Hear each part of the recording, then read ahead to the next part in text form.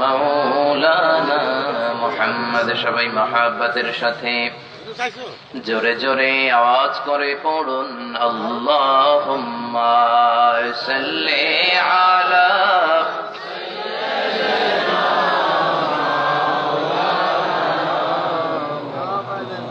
وعلى آل سيدنا مولانا محمد। মন আমার কাঁদে রে, দিল আমার কাঁদে রে, যেতে সোনার মদিনায়। মন আমার কাঁদে রে, দিল আমার কাঁদে রে, যেতে সোনার মদিনায়।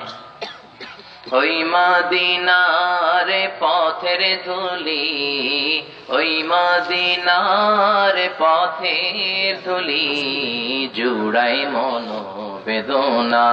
আল্লাহুম্মা সাল্লি আলা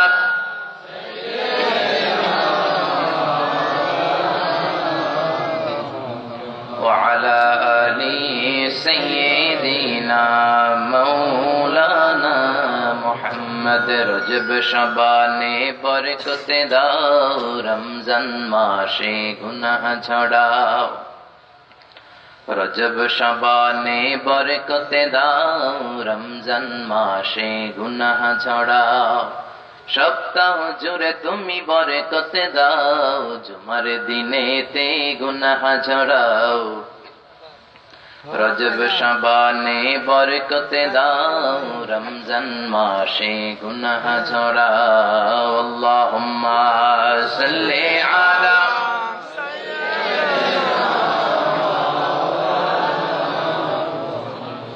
ওয়া আলা আলি সাইয়্যিদিনা মাওলানা মুহাম্মদ। লা ইলাহা ইল্লাল্লাহ, লা ইলাহা ইল্লাল্লাহ, জোরে লা ইলাহা ইল্লাল্লাহ, লা ইলাহা ইল্লাল্লাহ। আল্লাহ নামের জিকির করবে যারা, আল্লাহর কাছে প্রিয় তারা। আল্লাহর কাছে প্রিয় যারা, জান্নাতে প্রবেশ করবে তারা। জোরে লা ইলাহা ইল্লাল্লাহ, লা ইলাহা ইল্লাল্লাহ, লা ইলাহা ইল্লাল্লাহ, লা ইলাহা ইল্লাল্লাহ মুহাম্মাদুর রাসূলুল্লাহ সাল্লাল্লাহু আলাইহি ওয়াসাল্লাম। বিসমিল্লাহির রহমানির রহিম। পরম করুণাময় অসীম দয়ালু আল্লাহ তাআলার নামে শুরু করছি। এই আয়াত দিয়ে আপনারা আপনাদের পোস্টার শুরু করেছেন। আমরা আমাদের সব ভালো কাজ এই বিসমিল্লাহির রহমানির রহিম দিয়ে শুরু করি। বিষ্ণু ঈসা ইসলাম বলেছেন যে কাজের শুরুতে বিসমিল্লাহ থাকে, ওই কাজটাকে বরকতপূর্ণ করে দেয় কে? আল্লাহ। আর বিসমিল্লাহ উঠিয়ে দিলে কাজটাকে লেস কাটা, বরকত শূন্য করে দেয় কে? আল্লাহ। এজন্য সব কাজের আগে বিসমিল্লাহ রাখতে রাজি আছেন তো? ইনশাআল্লাহ। না বিসমিল্লাহ উঠাই দিবেন? না। আমরা বিসমিল্লাহ রাখবো না বাদ দিব? রাখবো। আমরা বিসমিল্লাহর পক্ষে না বিপক্ষে? পক্ষে। বিসমিল্লাহর জন্য জান দিতে হলে রাজি আছেন না নাই? ইনশাআল্লাহ। আছেন তো? ইনশাআল্লাহ। আল্লাহ আমাদেরকে সঠিক সমঝ দান করুক, আমরা পড়ি আমিন। আমিন। ওই চেয়ারম্যান বাড়ির মৃত ব্যক্তিদের রুহের মাগফিরাত কামনে আজকের এই প্রোগ্রাম। যত মুর্দেগান এই ফ্যামিলির শুয়ে আছে কবরের নিচে, আমরা সবার জন্য দোয়া করি আল্লাহ তাদের কবরগুলোরে জান্নাতুল ফেরদাউসের টুকরা বানিয়ে দেখ, আমরা পড়ি আমিন। আমিন। ওনারা চলে গিয়ে বেঁচে গেলেন, যারা চলে গেলেন তারা বেঁচে গেলেন, আর আমাদের চোখে আঙ্গুল দিয়ে জানিয়ে দিয়ে গেলেন যে আমাদেরকেও যেতে হবে। চিল্লায় বলেন ঠিক কিনা? নাকি আজীবন আপনারা থাকবেন? আজীবন থাকা যাবে? দাদা চলে গেল, বাবা চলে গেল, আমাকেও যেতে হবে। জোরে বলেন ঠিক কিনা?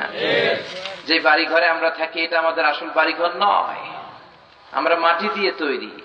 এই মাটির ঘরই হচ্ছে আমাদের আসল ঘর। জোরে বলেন ঠিক কিনা? মিনহা خلقناكم وفيها نعيدكم ومنها نخرجكم تارة أخرى। আল্লাহ বললেন মাটি থেকে তোমাদের বানালাম, মাটির কবরে পাঠাবো, আবার মাটির কবর থেকে কিয়ামতের দিন আমাদেরকে দাঁড় করিয়ে দিবে কে? এজন্য আসল ঘর মাটির ঘর। কোন ঘর? একদিন মাটির ভেতরে হবে ঘরে মোনামার, কেন বাঁধো দালান ঘরে মোনামার, কেন বাঁধো দালান ঘর, ঠিক না? খুব চিন্তার বিষয়। আপনি যদি একটু খেয়াল করেন, এই মাটির ঘরেই আমাকে যেতে হবে, এটাই আমার আসল ঘর, তাহলে দুনিয়া দুনিয়া করার কোনো সুযোগ নাই। কিন্তু আপনারা যদি জিজ্ঞেস করি আপনার বাড়ি কোনটা, আপনি বলবেন এটা আমার বাড়ি, আপনি বলবেন এটা আমার ঘর। কেমন করে এটা আপনার ঘর হয়? এটা যদি আপনার ঘর হয়, আপনার বাবাও যখন এই ঘরে থাকতো তখনও তিনি বলতেন এটা আমার ঘর, ঠিক না?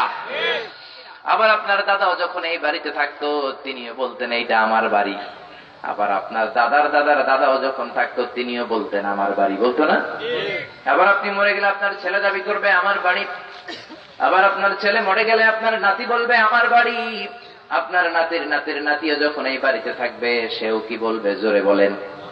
আসলে কি আপনার বাড়ি? পরের জায়গা পরের বাড়ি, ঘর বাঁধিয়া আমি রই, আমি তো সেই ঘরের মালিক নই। পরের জায়গা পরের বাড়ি, ঘর বাঁধিয়া আমি রই, আমি তো সেই ঘরের মালিক নই। চিল্লায় বলেন ঠিক না? থাকার জন্য কেউ আসে নাই, সবাইকে চলে যেতে হবে। এই জন্য তাফসীর মাহফিল গুলো it's a reminder, it's a kind of message for you, for everyone. সবার জন্য এটা একটা রিমাইন্ডার যে আমাদেরকে চলে যেতে হবে। শীতের রাতে এরকম তাফসীরুল কোরআনের প্রোগ্রাম আমার দেশ বাংলাদেশ ছাড়া আর কোথাও নাই। সব জায়গায় হয় short Tazkira, very short seminar on Islamic issues. ইসলামের বিভিন্ন ইস্যু নিয়ে সেখানে শর্ট তাজকিরা হয়। সেখানে আমরা 20 মিনিট, হাফ এন আওয়ার কথা বলি দেশের বাইরে। তারপরে হয় কিউএ সেশন, মানে কোয়েশ্চেনিং অ্যান্সারিং সেশন। আপনাকে প্রশ্ন করবে, আপনাকে আনসার করতে হবে, উত্তর করতে হবে। তারপরে the speaker go out, all the sitting personality they go out. আপনিও চলে যাবেন, শ্রোতা তারাও চলে যাবে, শেষ। কিন্তু শীতের রাতে এই মাঠে ময়দানে, ফসলের ক্ষেতে এই যে তাফসীরুল কোরআনের প্রোগ্রাম, এটা আমার দেশ বাংলাদেশ ছাড়া আর কোথাও কি আছে? জোরে বলেন আছে? এজন্য এদেশে রহমত আর বরকত বেশি না কম? আমার দেশে গ্যাসের খনি আছে না নাই? তেলের খনি আছে না নাই? কয়লার খনি আছে না নাই? চোরের খনি আছে না নাই? তাও আছে না? আল্লাহ দিচ্ছে যখন একেবারে ছাপ্পা মেরে দিচ্ছে, সব দিয়ে আমাদেরকে ভরে দিচ্ছে। চিল্লায় বলেন ঠিক কিনা? আল্লাহ আমাদেরকে ইসলামের পথে এক ধাপ এগিয়ে যাওয়ার তৌফিক দান করুক, আমরা পড়ি আমিন। স্থান হচ্ছে ওহিদ চেয়ারম্যান বাড়ি সংলগ্ন মাঠ। আমাকে দেখেছেন আপনারা প্রধান বক্তা, আপনাদের শুকরিয়া। সমুদ্র কণ্ঠস্বর, আন্তর্জাতিক খ্যাতি সম্পন্ন, অনেক কথা মানুষ লিখে, সারা বিশ্বে আলোড়ন সৃষ্টি করি। না না, আমি গোটা বিশ্ব আলোড়ন সৃষ্টি করলাম কোথায়? আমি সব মিলে 1 ডজন দেশ হয়তো ঘুরেছি, তার মানে অনেক দেশ আমার যাওয়া বাকি। তো আমি সারা বিশ্বে আলোড়ন সৃষ্টি করলাম কোথায়? এজন্য অতিমাত্রায় প্রশংসা করা বিশ্বনবীও পছন্দ করতেন না। বিশ্বনবী বিনয়ী ছিলেন। বিশ্বনবী দোয়া করতেন, আল্লাহুম্মা জাআলনি সাবুরা ওয়া জাআলনি শাকুরা ওয়া জাআলনি ফি আইনি সাগীরা ওয়া ফি আয়ুনিন নাসি কাবীরা। আল্লাহ, আপনি আমারে সবরকারী বানান, আপনি আমারে শুকরগুজার বান্দা বানান, আমার চোখে আপনি আমারে ছোট বানান, গোটা বিশ্বের মানুষের চোখে আপনি আমারে বড় বানান, ঠিক কিনা? আপনি নিজের চোখে নিজে ছোট থাকবেন, বিনয়ী থাকবেন, হাম্বল হবেন, গোটা বিশ্বের মানুষের চোখে আপনারা বড় করে দিবে কে? আল্লাহ। আর নিজের চোখে যদি নিজের বড় মনে করেন, নিজেই যদি নিজেকে অ্যানাউন্স করেন যে আমি আল্লামা, আমি বড় লাট সাহেব, তাহলে গোটা বিশ্বের সামনে আপনারা অপমানিত করবে কে? আল্লাহ। মহাবিশ্বের সবচেয়ে বিনয়ী ব্যক্তিত্ব ছিল বিশ্বনবী, leader of the most humble personality in the world. পৃথিবীর সবচেয়ে বিনয়ী লোক ছিলেন বিশ্বনবী। এত বিনয়ী তিনি ছিলেন, কারোর সাথে মুসাফা করলে ওই লোকটা হাত টেনে নেওয়ার আগ পর্যন্ত বিশ্বনবীর নিজের হাত টেনে নিতেন না। এখন সুবহানাল্লাহ।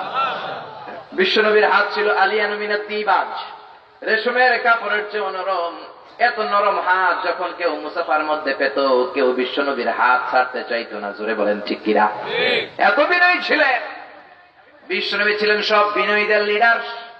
কারণ ছিল সব অহংকারীদের লিডার, ফেরাউনরা হচ্ছে সব অহংকারীদের লিডার, আবু জাহেল হচ্ছে অহংকারীদের লিডার, স্বৈরাচারীদের লিডার, ঠিক না? Leader of the most arrogant personality in the world. কিন্তু অহংকারী হয়ে কোনো লাভ হয় নাই। Up to the day of judgement, কিয়ামত পর্যন্ত তাদের উপরে আল্লাহর লানত আর গজব আছে না নাই?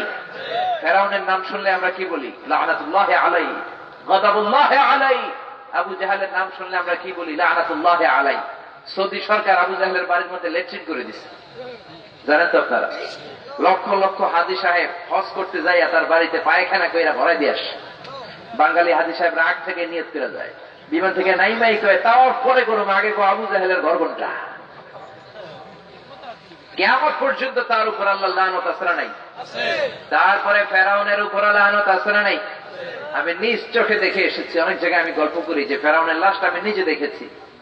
মিশরের রাজধানী কায়রোর ন্যাশনাল মিউজিয়ামের রয়্যাল মমিস চেম্বারের ভিতরে তার লাশটাকে আল্লাহ শুটকি মানব বানিয়ে রেখেছেন। একটা মানুষকে শুটকি বানালে যেমন হয়, ফেরাউন ঠিক তেমন হয়ে শুয়ে আছে।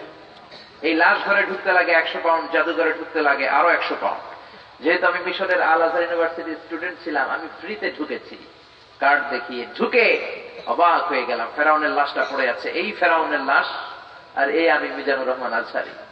জাহান্নামের নরকিটটা আমি দুনিয়াতে বসেই দেখার সুযোগ আল্লাহ আমাকে করে দিয়েছে। আমি ভেবে অবাক হলাম, এই সেই ফেরাউন যার হুঙ্কারে, যার অহংকারে, যার ক্ষমতার দাপটে প্রিয় নবী মুসা আলাইহিস সালাম একদিনও তার নিজের বাড়িতে ঘুমাতে পারে নাই। জোরে বলেন ঠিক কিনা? এখনো এই পরিস্থিতি আছে না নাই? বাড়ি এক জায়গায়, থাকে আরেক জায়গায়, গ্রাম এক জায়গায়, ঘুমায় আরেক জায়গায়, থানা এক জায়গায়, থাকে আরেক থানায়। জোরে বলেন ঠিক কিনা? ওয়ালা তাহিনু ওয়ালা তাহজানু ওয়া আনতুমুল আ'লাউনা ইন কুনতুম মুমিনিন। চিন্তার কোনো কারণ নাই, ভয়ের কোনো কারণ নাই। একটু সবরকারী হতে হবে, একটু স্যাক্রিফাইস করার মানসিকতা অর্জন করতে হবে। এই সবরের মাত্রা যদি সেই মাত্রার হয়, তাহলে কালেমার পতাকা বাংলার জমিনে পথ করে একদিন উড়বেই। চিল্লায় বলেন ঠিক কিনা? এজন্য ফেরাউনের জীবনী থেকে শিক্ষা নিতে হবে, কারণের জীবনী থেকে শিক্ষা নিতে হবে। এই পৃথিবীতে কেউ আজীবন থাকবে না। থাকবে নাকি? জোরে বলেন থাকবে? পৃথিবীতে কেউ তো স্থায়ী হয় না, হোক না সে ফেরাউন কিবা নমরুদ। কেউ ভাবে চিরদিন রয় না, কেউ ভাবে চিরকাল রয় না। পৃথিবীতে কেউ তো স্থায়ী হয় না, হোক না সে ফেরাউন কিবা নমরুদ। কেউ ভাবে চিরদিন রয় না, কেউ ভাবে চিরকাল রয় না। যারা বলেন ঠিক কিনা? আল্লাহ আমাদেরকে অহংকারী না বানাক, আমরা বলি আমিন। আল্লাহ আমাদেরকে বিনয়ী বানাক, আমরা পড়ি আমিন। বিশেষ বক্তা হিসেবে দাওয়াত করেছেন মাওলানা সফিউল্লাহ সাহেব, খতিব মাধাইয়া বাজার শাহী জামে মসজিদ। এই যে এখন যিনি কথা বললেন, মাশাআল্লাহ চমৎকার কোরআন থেকে কথা বলছিলেন, আদবের ব্যাপারে বলছিলেন, বিশ্বনবীর দরবারে সাহাবারা কেমন করে তাদেরকে উপস্থাপন করেছেন। এই কথাগুলো যেন আমরা আমল করতে পারি, আমরা সবাই পড়ি আমিন।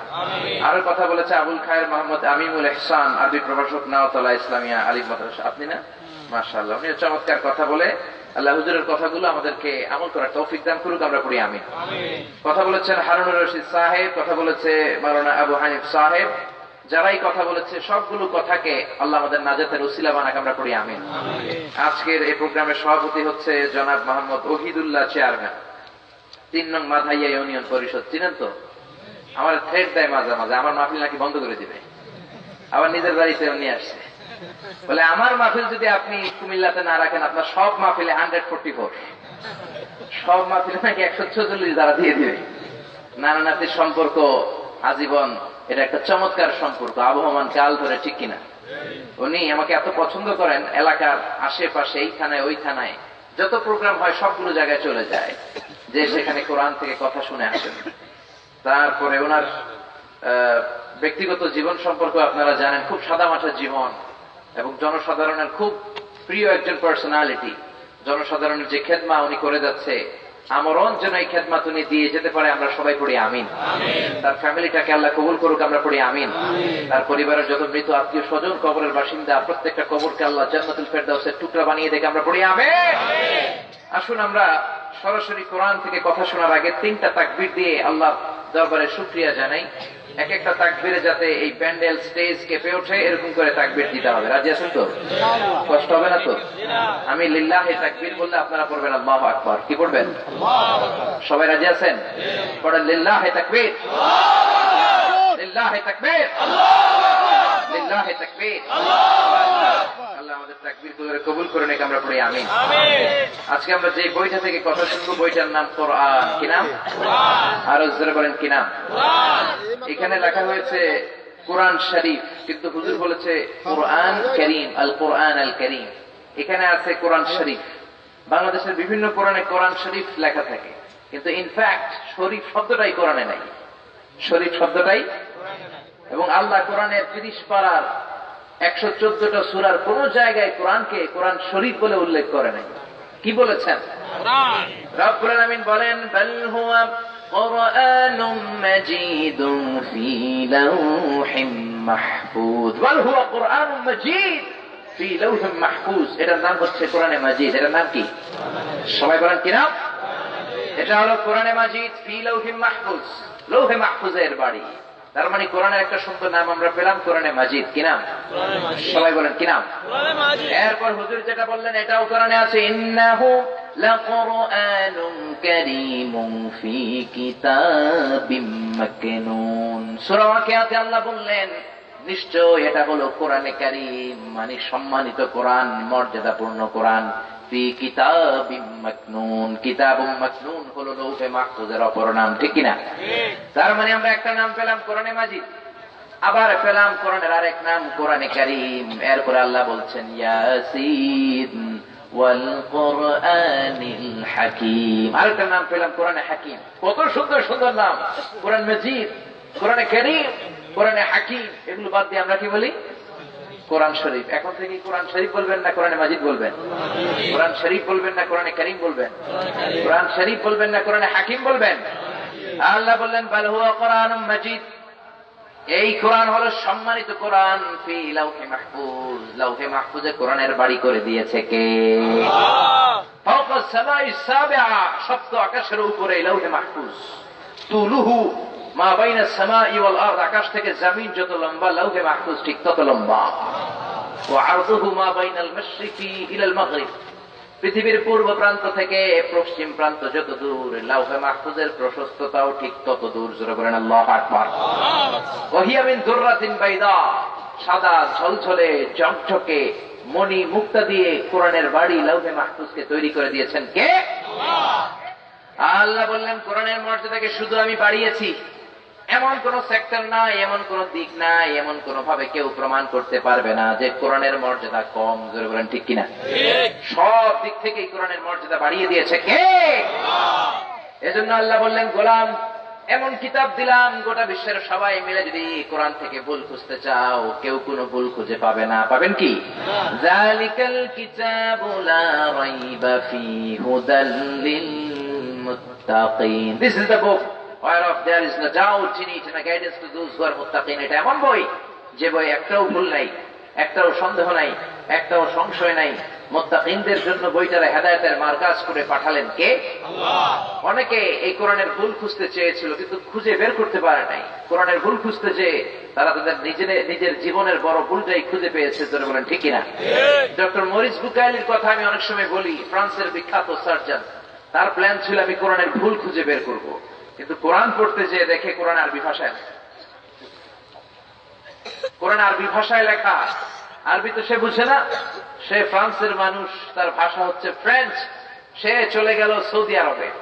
সৌদিতে যে 5 বছর আরবি ভাষা শিখার পরে এবার কোরআন খুলেছে, কোরআনের ভুল খুঁজে বের করবে। এবার সে আরবি জানে। 5 বছর আরবি শিখার পরে যেদিক দিয়ে পড়ে ওদিক দিয়েই বুঝে। সূরা ফাতিহা থেকে ভুল খোঁজা শুরু করছে, ভুল পায় নাই। বাকারাতে ভুল খোঁজা শুরু করেছে, পায় নাই। আলে ইমরানে শুরু করেছে, পায় নাই। সূরাতুন নিসাতে ভুল খোঁজা শুরু করেছে, পায় নাই। পড়তে পড়তে সে অবাক হয়ে গেল। সে বলল আমার ধর্মের নিজস্ব গ্রন্থ দা হোলি বাইবেল, বাইবেলের মধ্যে আমি অনেক ভুল খুঁজে পেয়েছি, কিন্তু কোরআনে কোনো ভুল খুঁজে পাই নাই। জোরে করে আল্লাহু আকবার। বিভিন্ন সায়েন্টিফিক ইন্ডিকেশনস, ন্যাচারাল ফেনোমেনা আর কসমিক সিম্বলস গুলো কোরআন এমন ভাবে উল্লেখ করেছে। কোরআন উল্লেখ করেছে সাগরের অতল গহ্বরে কি আছে, এ কথাও কোরআনে আছে না নাই? মহাকাশে সূর্যের উপরে কি আছে, সেটাও কোরআনে আছে না নাই? The biological aspect of mountains, কেমন করে ওয়াজআলনাল জিবালা আওতাদা, পাহাড়গুলোকে আল্লাহ পেড়ক হিসেবে জমিনে বেড়ে দিয়েছেন, সেটাও আছে না নাই? মায়ের পেটে বাচ্চার ভ্রূণটা কেমন করে বড় হয়, সেটাও আছে না নাই? The psychological aspect of human behaviour, মানুষের আচরণের ব্যাপারেও কোরআনে কথা আছে না নাই? ভুল খুঁজতে খুঁজতে কোথাও না পেয়ে সূরা নাস পর্যন্ত পড়ে সে কমেন্ট করেছে, আমি কোরআনের ভুল খুঁজতে এসে একটাও তো ভুল খুঁজে পাই নাই। কোরআনের ভুল খুঁজতে এসে আমি ডক্টর মরিস বুকাইলি আমার নিজের জীবনের বড় ভুলটা খুঁজে পেয়েছি। চিল্লায় পড়েন আল্লাহু আকবার। এই লোকটা কালিমা পড়ে মুসলমান হয়ে গিয়েছে। সে তার নাম রেখেছে সুলাইমান। কি নাম? আরো জোরে কি নাম? ব্রিটিশরা 200 বছর পরাধীনতার জিঞ্জির পরিয়ে দিয়েছিল আমাদের পায়ে। তারা ইংল্যান্ডে ফিরে যাওয়ার আগে 11 সদস্যের একটা কমিটি করে ভারতবর্ষে রেখে গেল, in order to see is it possible to destroy the holy book Quran from the Indian subcontinent। 11 সদস্যের কমিটিকে তারা পাঠালো, দেখো ভারতবর্ষ থেকে কোরআনকে নিঃশেষ করে দেয়া যায় কিনা।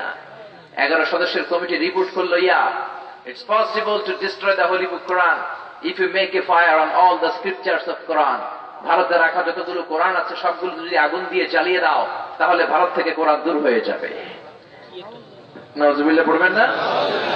এই রিপোর্টটা ঠিক আছে কিনা দেখার জন্য তারা 33 সদস্যের আরেকটা কমিটি পাঠালো। 33 সদস্যের কমিটি এসে রিসার্চ করে বলে, no, the previous research was absolutely wrong. আগের রিপোর্টটা ছিল পুরোই ভুল, because the people of Indian subcontinent, they don't just write the Holy Quran in blank paper. তারা সাদা কাগজে শুধু কোরআন লিখেই রাখে না, they memorize the Holy Quran in their heart. তারা কোরআন তাদের সিনার মধ্যে হেফজ করে রাখে। চিল্লায় বলেন আল্লাহু আকবার। শুনে আপনি অবাক হবেন, গোটা বিশ্বে বর্তমানে হাফেজে কোরআনের সংখ্যা 70 লাখেরও বেশি। জোরে পড়েন সুবহানাল্লাহ।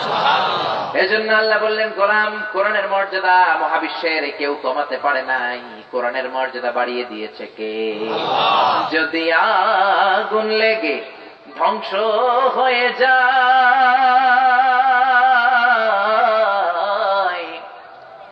ধ্বংস হয়ে যায়, যদি আগুন লেগে যাই পুড়ে যাই পৃথিবীর সব বইয়ের দোকান, বিশ্ব থেকে হারাবে না পবিত্র কোরআন, বিশ্ব থেকে হারাবে না পবিত্র কোরআন। পড়েন আল্লাহু আকবার। গোটা বিশ্বের সব কোরআনগুলো আগুন দিয়েও যদি জ্বালিয়ে দেন পৃথিবী থেকে কোরআন দূর করা যাবে না। চিল্লায় বলেন ঠিক কিনা? কারণ আমার হাফেজ ভাইদের কলিজায় কোরআনকে রেখে দিয়েছে কে? আল্লাহ বললেন, গোলাম, কেমন করে আমি কোরআনের মর্যাদা বাড়ালাম শোনো শোনো।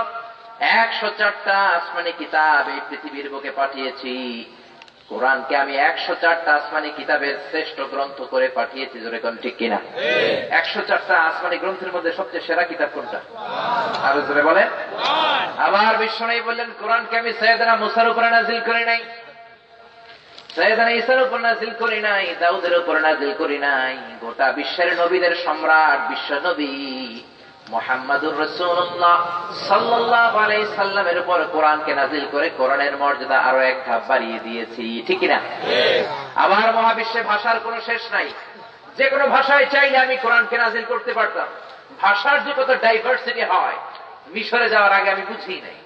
2008 যখন মিশরে গেলাম, ধর্ম মন্ত্রণালয়ে একটা পরীক্ষা দিয়ে আমি বাংলাদেশের প্রথম স্থান অধিকার করলাম। বিশ্ব সরকার আমাকে নিয়ে গেল। যাওয়ার পরে ওখানে দেখি students of more than 100 nationalities with to study, stay and dwell in the same place. একই জায়গায় 104টা দেশের ছাত্র আমরা পড়তাম। একজনের ভাষা আরেকজন বুঝি না। আমি বাংলায় বললে পাকিস্তানিরা বুঝে না, পাকিস্তানিরা বললে আরবরা বুঝে না, আরবরা তাদের কলোকিয়াল ল্যাঙ্গুয়েজে কথা বললে ইংরেজরা বুঝে না, ইংরেজরা নিজেদের মধ্যে কথা বললে আফ্রিকানরা বুঝে না, আফ্রিকানরা ওদের ভাষায় কথা বললে চাইনিজরা বুঝে না, আবার চাইনিজরা যখন ওদের ভাষায় young Khiang Jiang Xiang Khiang এবং সাং সাং করে কথা বলে তখন আমরা কেউ কিছু বুঝি না। চিল্লায় বলেন আল্লাহু আকবার। আল্লাহ বলেন, চাইলে আমি চাইনিজ ভাষায় নাজিল করতে পারতাম, পারতেন না? মহাবিশ্বে এখন চাইনিজদের সংখ্যা সবচেয়ে বেশি। মান্দারিন ভাষায় আল্লাহ কোরআন নাজিল করতে পারতেন। মান্দারিন ভাষায় পৃথিবীর একটা দেশের লোক কথা বলে, শুধু চীনের লোক। মান্দারিন ভাষার জগতে প্রথম ভাষা, সবচেয়ে বেশি লোক যে ভাষায় কথা বলে নাম হলো মান্দারিন। এই মান্দারিনে চাইলেও আল্লাহ কোরআন নাজিল করতে পারতেন। ইংরেজিতে পারতেন, উর্দুতে পারতেন, সুহাইলি ভাষায় পারতেন, ডাচ ভাষায় পারতেন, ওলন্দাজ ভাষায় পারতেন। আল্লাহ বলেন না, জান্নাতীদের ভাষা আরবি, বিশ্বনবীর ভাষা আরবি। এজন্য মহাবিশ্বের সবচাইতে সেরা ভাষা আরবি ভাষায় কোরআন নাজিল করে কোরআনের মর্যাদা বাড়িয়ে দিয়েছে কে? ইন্না আনজালনাহু কুরআনান আরাবিয়ান লাআল্লাকুম তাকিলুন। নিশ্চয় আমি কোরআনকে আরবি ভাষায় নাজিল করেছি যাতে তোমরা বুঝতে পারো। আবার তিনি বছরের 12 মাসের যে কোনো মাসে নাজিল করতে পারতেন। মুহররম মাসে কোরআনকে নাজিল করতে পারতেন, রজব মাসে করতে পারতেন, জিলহজ মাসেও তো করতে পারতেন, কিন্তু কোন মাসে তিনি কোরআনকে নাজিল করেন নাই। 12টা মাসের সেরা মাস রমজান মাসে কোরআন নাজিল করে কোরআনের মর্যাদা বাড়িয়ে দিয়েছে কে? আল্লাহ। শাহরু রমাদানাল্লাযী উনজিলা ফীহিল কুরআন। রমজান হলো এমন বরকতময় মাস যে মাসে কোরআন নাজিল করেছে কে? আল্লাহ। আবার রমজানে আমরা 29টা দিন পাই, কিংবা পাই 30 দিন, ঠিক কিনা? 29 রোজা বা 30 রোজার পরে আমরা কি করি? ও মন রমজানের ওই রোজার শেষে এলো খুশির ঈদ, তুই আপনাকে আজ বিলিয়ে দে শোন আসমানি তাকিদ। তোর সোনা দানা বালা খানা সব রাহে লিল্লাহ, দে যাকাতে মুর্দা মুসলিমের আজ ভাঙাইতে নিত। পড়েন সবাই। রমজানের ওই এলো খুশির ঈদ, তুই পড়বি দের নামাজ রে মন সেই শহীদ গাহে, যে ময়দানে সব গাজী মুসলিম হয়েছে শহীদ। ও মন রমজানের ওই রোজার শেষে এলো খুশির ঈদ। আল্লাহু আকবার। রমজানে আমরা 29টা রাত পাই কিংবা 30টা রাত পাই, যে কোনো রাতেই তিনি কোরআন নাজিল করতে পারতেন, কিন্তু রমজানের শ্রেষ্ঠতম রাত লাইলাতুল কদরের রাত্রিতে কোরআন নাজিল করে কোরআনের মর্যাদা বাড়িয়ে দিলেন কে? ইন্না আনজালনাহু ফি লাইলাতিল কদরি ওয়া মা আদরাকা মা লাইলাতুল কদর। নিশ্চয় আমি লাইলাতুল কদরের রাতে কোরআন নাজিল করলাম।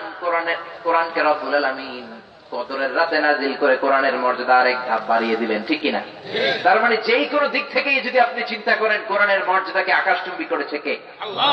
আবার আল্লাহ বলেন এই বুকটা হলো the book of books, the resource of all পাওয়ার। সব ক্ষমতার উৎস হচ্ছে এই কোরআন। চিল্লায় বলেন ঠিক কিনা? এই কোরআনের মধ্যে পাওয়ারের কোনো শেষ নাই। এই পাওয়ারফুল কিতাব বিশ্বনবী যখন রিসিভ করতেন, কোরআনের 5টা কিংবা 10টা আয়াত নাজিল হলে মুখস্থ করার জন্য বিশ্বনবী পাগল হয়ে যেতেন। আয়াত নাজিল হওয়ার পরে বিশ্বনবী হেফজখানার ছাত্রের মতো কোরআন পড়তেন। মা আয়েশা ডাক দিলে তাকাতেন না, খাদিজা ডাক দিলে তাকাতেন না, সফিয়া ডাক দিলে তাকাতেন না, বিশ্বনবীর কোন সাহাবী বিশ্বনবীকে ডাকলে তাকাতেন না। কোরআনের আয়াতগুলো মুখস্থ ঠোঁটস্থ কণ্ঠস্থ করার আগ পর্যন্ত বিশ্বনবী পাগলের মতো আয়াতগুলো পড়তেই থাকতেন। আল্লাহু আকবার। আল্লাহ বিশ্বনবীর সান্ত্বনা দিলেন, লা তুহাররিক বিহি লিসানাকা লিতাআজালা বি, ইন্না আলাইনা জামাআহু ওয়া কুরআনা ফাইযা ক্বারানাহু ফাত্তাবি' কুরআনা। ও নবী, কোরআনের আয়াত নাজিল হলে মুখস্থ করার জন্য তো পাগল হওয়ার দরকার নাই। আপনি পড়তে পড়তে তো মুখ দিয়ে ফেনা বের করে ফেলেন, এত পাগল হওয়ার দরকার নাই। জিব্রাইল কোরআনের আয়াত নাজিল করে যাবে, আপনি জিব্রাইলের পরে শুধু একবার পড়বেন। আজকে থেকে একবার তেলাওয়াত করার পরে আপনার অন্তরের মধ্যে মুখস্থ করায় দিবে কে? পাগল হয়ে যেতেন বিশ্বনবী কোরআন রিসিভ করার জন্য। কোরআনের আয়াত যখন বিশ্বনবীর উপরে নাজিল হতো, হাত্তা ইহমাররা ওয়াজহুল কারীম, বিশ্বনবীর চেহারা একেবারে লাল হয়ে যেত, বিশ্বনবীর চেহারাটা ঘেমে যেত। মা আয়েশার বর্ণনা, বুখারীর বর্ণনা, ওয়া ইন্না জাবিনাহু লা ইয়াতাফাসসাদু আরাকান, প্রচন্ড শীতের রাতে যখন বিশ্বনবীর উপরে কোরআনের আয়াত নাজিল হতো, বিশ্বনবী ঘামতে ঘামতে একাকার হয়ে যেতেন। সুবহানাল্লাহ। মাঘ মাসের শীত, ওই মুহূর্তে যখন বিশ্বনবীর উপর জিব্রাইল কোরআনের আয়াত নাজিল করত, বিশ্বনবী ঘামতে ঘামতে ওনার থুতনিয়া দাড়ি বেয়ে বেয়ে ঝরঝর করে নিচে ঘাম ঝরতে ধরে বলেন আল্লাহু আকবার। আবার বিশ্বনবী যখন ঘোড়ার উপরে থাকতেন কিংবা ওটের উপরে বসে থাকতেন, তখন যখন কোরআনের আয়াত নাজিল হতো, কোরআনের ভারে ওটগুলো জমিনের মধ্যে বসে যেত, ঘোড়াগুলো জমিনের মধ্যে বসে যেত। বিশ্বনবী সহ্য করতে পারতেন। বিশ্বনবীর গায়ের মধ্যে রব্বুল আলামিন শক্তি দিয়েছেন, পাওয়ার দিয়েছেন, কিন্তু ঘোড়ার মধ্যে তো ওই পাওয়ার নাই, ঠিক না? ওটের গায়ে তো ক্ষমতা নাই। ওটের উপরে বসে থাকা অবস্থায় কোরআনের অনেকগুলো আয়াত নাজিল হয়েছে। সাহাবারা বলেন, ওটের উপরে বসে থাকা অবস্থায় কোরআনের আয়াত যখন নাজিল হতো, বিশ্বনবীর উটগুলো জমিনের মধ্যে থপাস করে পড়ে যেত। 2টা উট বিশ্বনবী ব্যবহার করতেন, একটার নাম হচ্ছে কদবা, আরেকটার নাম হচ্ছে কসওয়া, আরেকটার নাম আদবা। আদবা আর কসওয়া, এই 2টা উট বিশ্বনবী ইউজ করতেন খুব বেশি। ওটের উপরে থাকা অবস্থায় যখনই কোরআনের আয়াত নাজিল হতো, ওটগুলো ধপাস করে জমিনে পড়ে যেত। চিল্লায় বলেন আল্লাহু আকবার।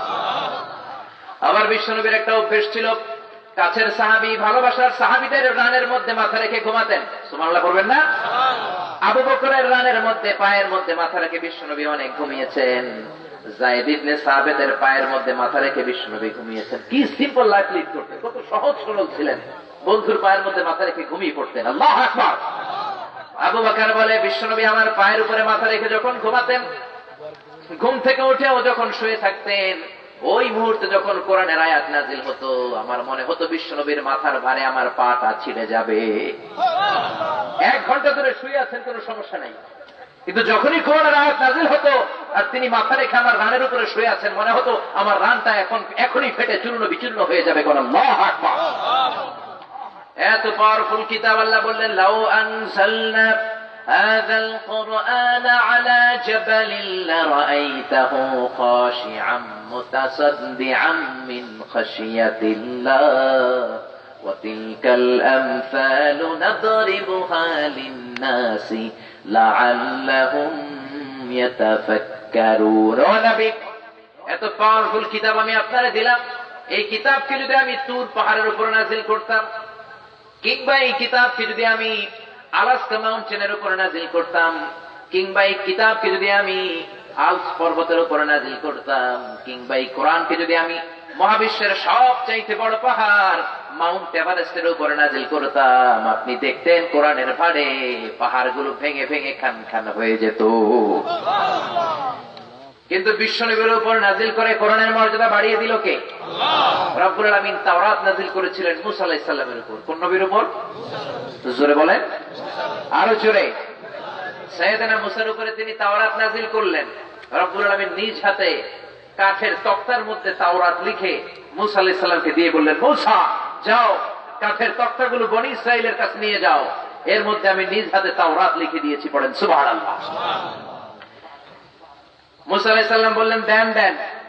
আল্লাহ বলল, নাও নাও, এই যে তুর পাহাড়ের উপরে বড় বড় কাঠের তক্তাগুলো, এর উপর আমি তাওরাত লিখে দিয়েছি, এটাই তোমার উপর নাজিল হওয়া কিতাব রে মুসা। সাইয়েদনা মুসা আলাইহিস সালাম কাঠের তক্তাগুলো নেয়ার জন্য উদ্যত হলেন, কিন্তু কি আজীব তামাশা, কাঠের তক্তা নাড়াতেই পারে না, কাঁধে নিয়ে এত দূরের কথা। সাইয়েদনা মুসা বললেন, ঘটনা কি? এর চেয়ে বড় বড় তক্তা আমি কাঁধে নিয়ে বনি ইসরাইলের মধ্যে ঘুরে বেড়াই, এই কাঠের তক্তাগুলো নিতে পারি না কেন? মনে হয় এই দিক দিয়ে বেশি ওজন, আমি ওই দিক দিয়ে ধরি। এই মাথা রেখে কাঠের তক্তার ওই দিক দিয়ে ধরলেন, ওই দিক দিয়ে নাড়াতে পারে না। মুসা ভাবলেন, তাহলে মাঝখান দিয়ে ধরি, তাহলে সুবিধা হবে। মাঝখান দিয়ে ধরে টান দিলেন, ওইটাও নাড়াতে পারে না। আল্লাহ রেখে বললেন, আল্লাহ কাঠের তক্তাগুলোর উপরে তাওরাত কিতাব লিখে দিয়েছেন, কিন্তু কাঠের তক্তা তো নাড়াতে পারি না। সাইয়েদনা জিব্রাইলকে বলেন যেন আমার হেল্প করে। জিব্রাইল ধরবে একদিকে, আমি ধরবো আরেকদিকে। সুবহানাল্লাহ পড়েন। সাইয়েদনা জিব্রাইলও ধরলেন, সাইয়েদনা মুসাও ধরলেন, দিলেন টান, হেইয়ো, আরো জোরে। মাগার তক্তা নড়ে না, কাঠের ফলক নড়ে না, গায়ে যত জোর আছে। সাইয়েদনা মুসা আলাইহিস সালাম দিলেন টান, মুসা নবীর গায়ের মধ্যে জোর আছে না নাই? এত জোর ছিল সাইয়েদনা মুসা আলাইহিস সালামের হাতে, এক থাপ্পড় মেরে ফেরাউনের বাবুর্চিকে দুনিয়া থেকে শেষ করে দিয়েছেন। উনি রেগে গেলে সাইয়েদনা মুসা আলাইহিস সালামের মাথার চুলগুলো টুপি আর পাগড়ি ভেদ করে উপরের দিকে এরকম খাড়া হয়ে দাঁড়িয়ে যেত। সেই মুসা আলাইহিস সালাম কাঠের ফলক নাড়াতে পারে না, জোরে দিলেন টান, কোমরের রগ ছিঁড়ে যাওয়ার অবস্থা, কিন্তু তক্তা নড়ে না। জিব্রাইলও জোরে দিলেন টান, জিব্রাইলেরও কোমরের রগ ছিঁড়ে যাওয়ার কায়দা, কিন্তু কাঠের ফলক নড়ে। মুসা আলাইহিস সালাম ডেকে বললেন, মাবুদ, জিব্রাইলও পারে না, আমিও পারি না। জিব্রাইলের 2000 সঙ্গী ফেরেশতা, তাদেরকে একটু বলেন তারা যেন হেল্প করে। আল্লাহ বললেন, ঠিক আছে যাও, সঙ্গী ফেরেশতারা তোমরাও ধরো। একদিকে সঙ্গী ফেরেশতা 2000, ওইদিকে জিব্রাইল, মাঝখানে মুসা আলাইহিস সালাম ধরে টান দিলেন, হেই গিয়ে আরো জোরে, তক্তা নড়ে না। কি আজীব তামাশা। সাইয়েদনা মুসা বললেন, আল্লাহ আমি ধরলাম, পারি না। জিব্রাইল ধরলো, পারে না। জিব্রাইলের সঙ্গীরাও চেষ্টা করলো, পারে না। আল্লাহ দেখে বললেন, মুসা আসলে তক্তাগুলোর এত ওজন নয়, আমি নিজেই এই তক্তাগুলোর ওজন বাড়িয়ে দিয়েছি। আল্লাহু আকবার। কারণ এই তক্তাগুলোর উপরে যেই কথাগুলো লেখা, কথাগুলো কার? আল্লাহ। আর জোরে কার? এটা যে আমি আল্লাহর কালাম, এটা যে আমি আল্লাহ নিজ হাতে তাওরাত লিখে দিয়েছি, এটা বোঝানোর জন্য আমি ওজন বাড়িয়ে দিয়েছি। এখন জিব্রাইলের দরকার নাই, কাউকে দরকার নাই, তুমি ধরলেই কাঁধে তুলে নিতে পারবা। নিয়ে যাও। এই তাওরাতকে আল্লাহ পাহাড়ের উপরে দিলেন, দূর পাহাড়ের কিছু হয় নাই, কিন্তু আল্লাহ বললেন কোরআনের বিষয় তাওরাতের বিষয় দুইটা সমান নয়। এই কোরআনকে যদি দূর পাহাড়ের উপরে নাযিল করতাম, দূর পাহাড় ভেঙে চুরে খান খান হয়ে যেত। ঠিক না?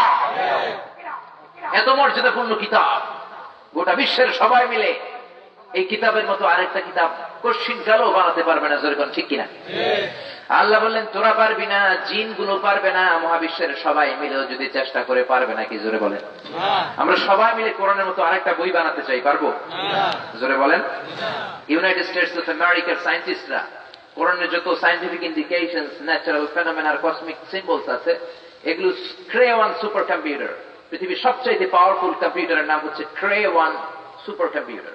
এই সুপার কম্পিউটারের মাইক্রোচিপসের ভিতরে ইনফরমেশন গুলো ঢুকিয়ে তারা কমান্ড করেছিল, is it possible to create a book like Quran for the human being?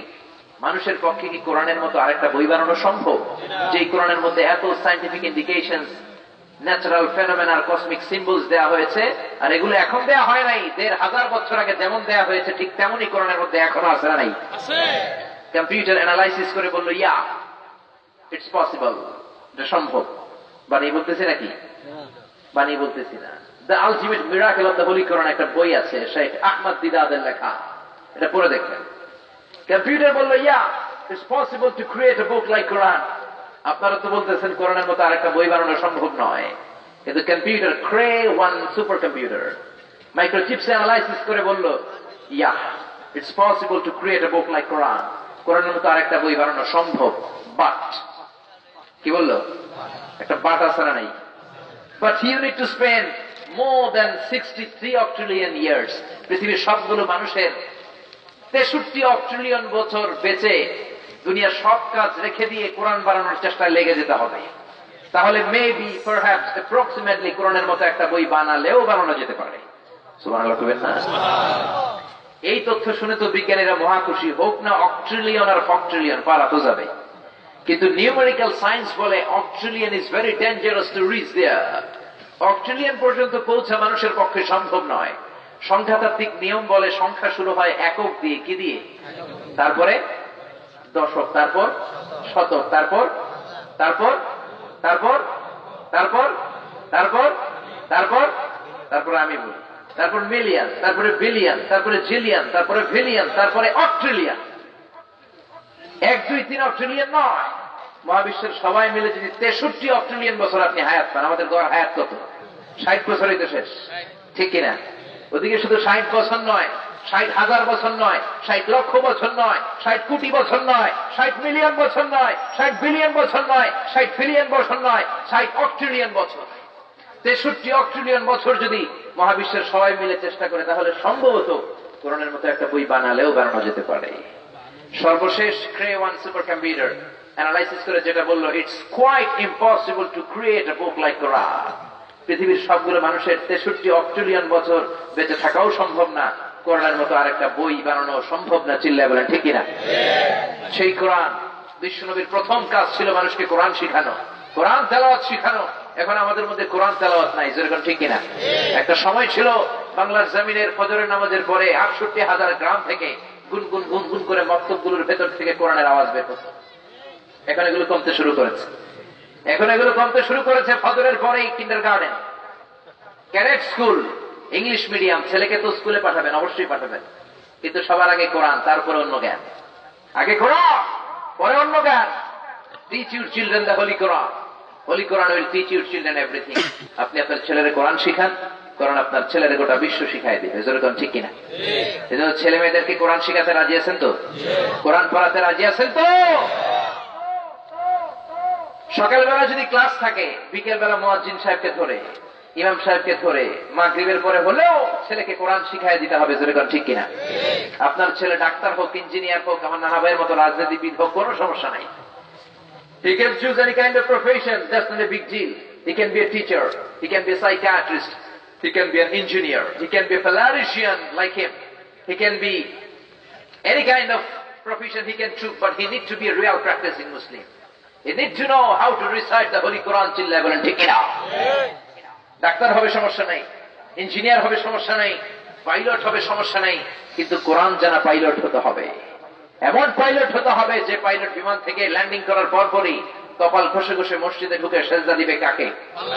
আর যারা বলেন কাকে? এখন এমন একটা সময় হয়েছে, বাচ্চাদেরকে আমরা কোরআন শিখাতে চাই না। যাকে দিয়ে কোরআন শিখাই তার 5 মাসের 6 মাসের বেতন বাকি। আর গান শিখাতে গেলে, নাচ শিখাতে গেলে মডার্ন কালচার শিখাতে গেলে 6 মাসের টাকা অ্যাডভান্স দিয়েও সিরিয়াল পাওয়া যায় না, যেরকম ঠিক কিনা? ধর্মপ্রাণ আমরা বড়ই ধর্মপ্রাণ, নামাজ রোজার কিছু নাই ভুলেও ধরি না কোরআন। ধর্মপ্রাণ রোজ সকালে শুনতাম আগে আল কোরআনের বাণী রে, আল কোরআনের বাণী। এখন শুনি সারে গামার দীপ্ত ফ্যান ফ্যানানি, ঠিক কিনা?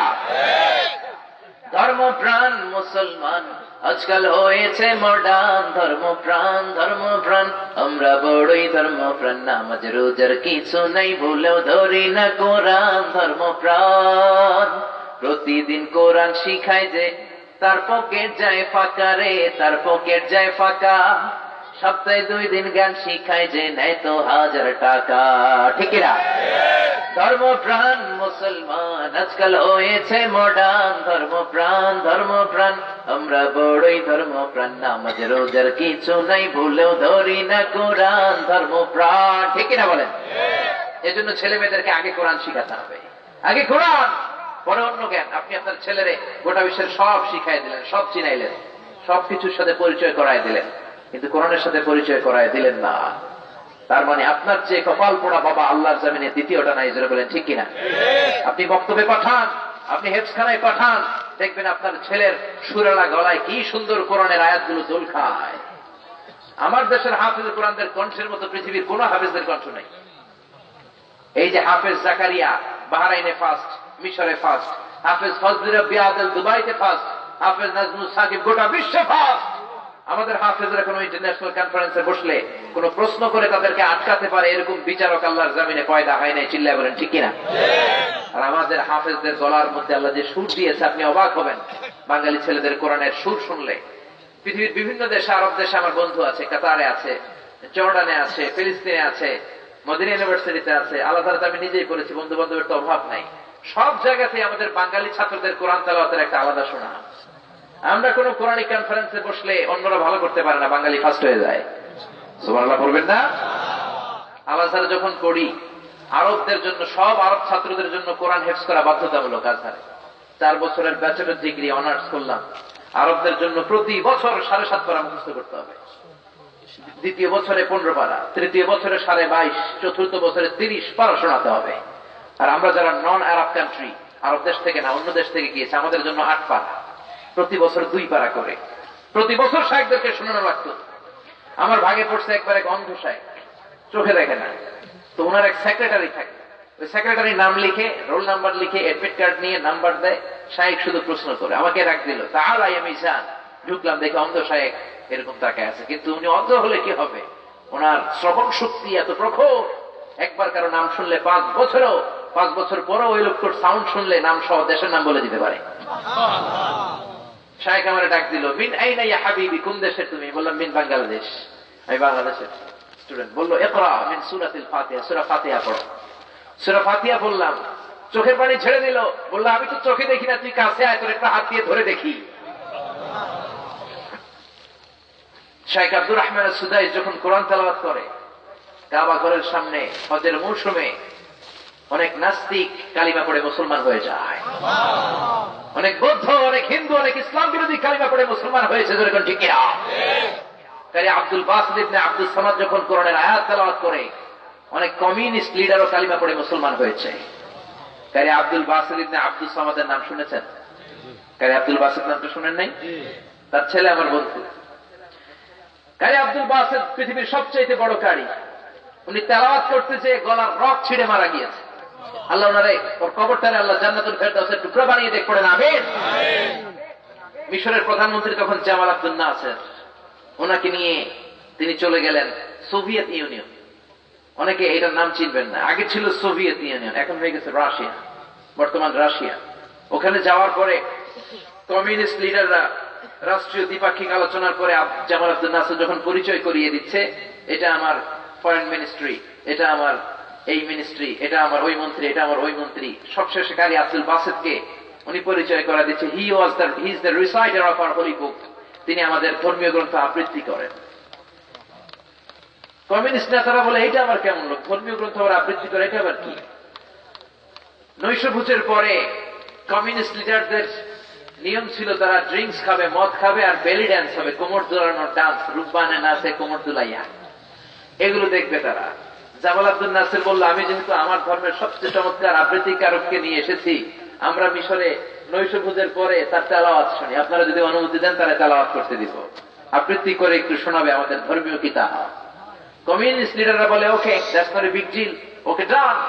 সে তেলাওয়াত করে শোনাবে। রাতের খাওয়ার শেষে সবাই মদ নিয়ে বসছে, মদের আসরে মাইক নিয়ে Abdul Basit ibn Abdus Samad তেলাওয়াত শুরু করে দিলেন। পিন পতন নীরবতা। জামাল আব্দুল নাসির খেয়াল করে দেখলেন 10 মিনিটের তেলাওয়াতের পরে সবগুলো কমিউনিস্ট নেতার চোখ দিয়ে দাঁড় দাঁড় দাঁড় করে পানি নামতেছে। জামাল আব্দুল নাসির বললেন, মালাকুম, তোমাদের কি হলো? তোমরা রাশিয়ান মানুষ, ভাষা তোমাদের রাশিয়ান ভাষা, আরবি তো বোঝার কথা না। আমার কারি Abdul Basit ibn Abdus Samad কোরআন থেকে আবৃত্তি করে তেলাওয়াত করে শোনায়, চোখ দিয়ে পানি ঝরে কেন? রাশিয়ান কমিউনিস্ট লিডার গুলো বলে, কেন ঝরে আমরাও জানি না, তবে আমাদের মনে অনেক জ্বালা, অনেক যন্ত্রণা, অনেক দুঃখ, এগুলো ভুলে থাকার জন্য আমরা মদ খাই, বেলি ডান্স দেখি, কিন্তু তারপর আমাদের মনের জ্বালা কমে না, আমাদের বুকের দুঃখ কমে না। আজকে কোন এক আবৃত্তিকারককে তুমি নিয়ে আসলা ওই মিশর থেকে, কেমন এই আবৃত্তিকারক কি দিয়ে যে সে সুর করে একটা আবৃত্তি করলো, আল্লাহর কসম, ভগবানের কসম, গডের কসম, 10 মিনিটের আবৃত্তি শোনার পরে আমাদের কলিজাটা একেবারে ঠান্ডা হয়ে গিয়েছে।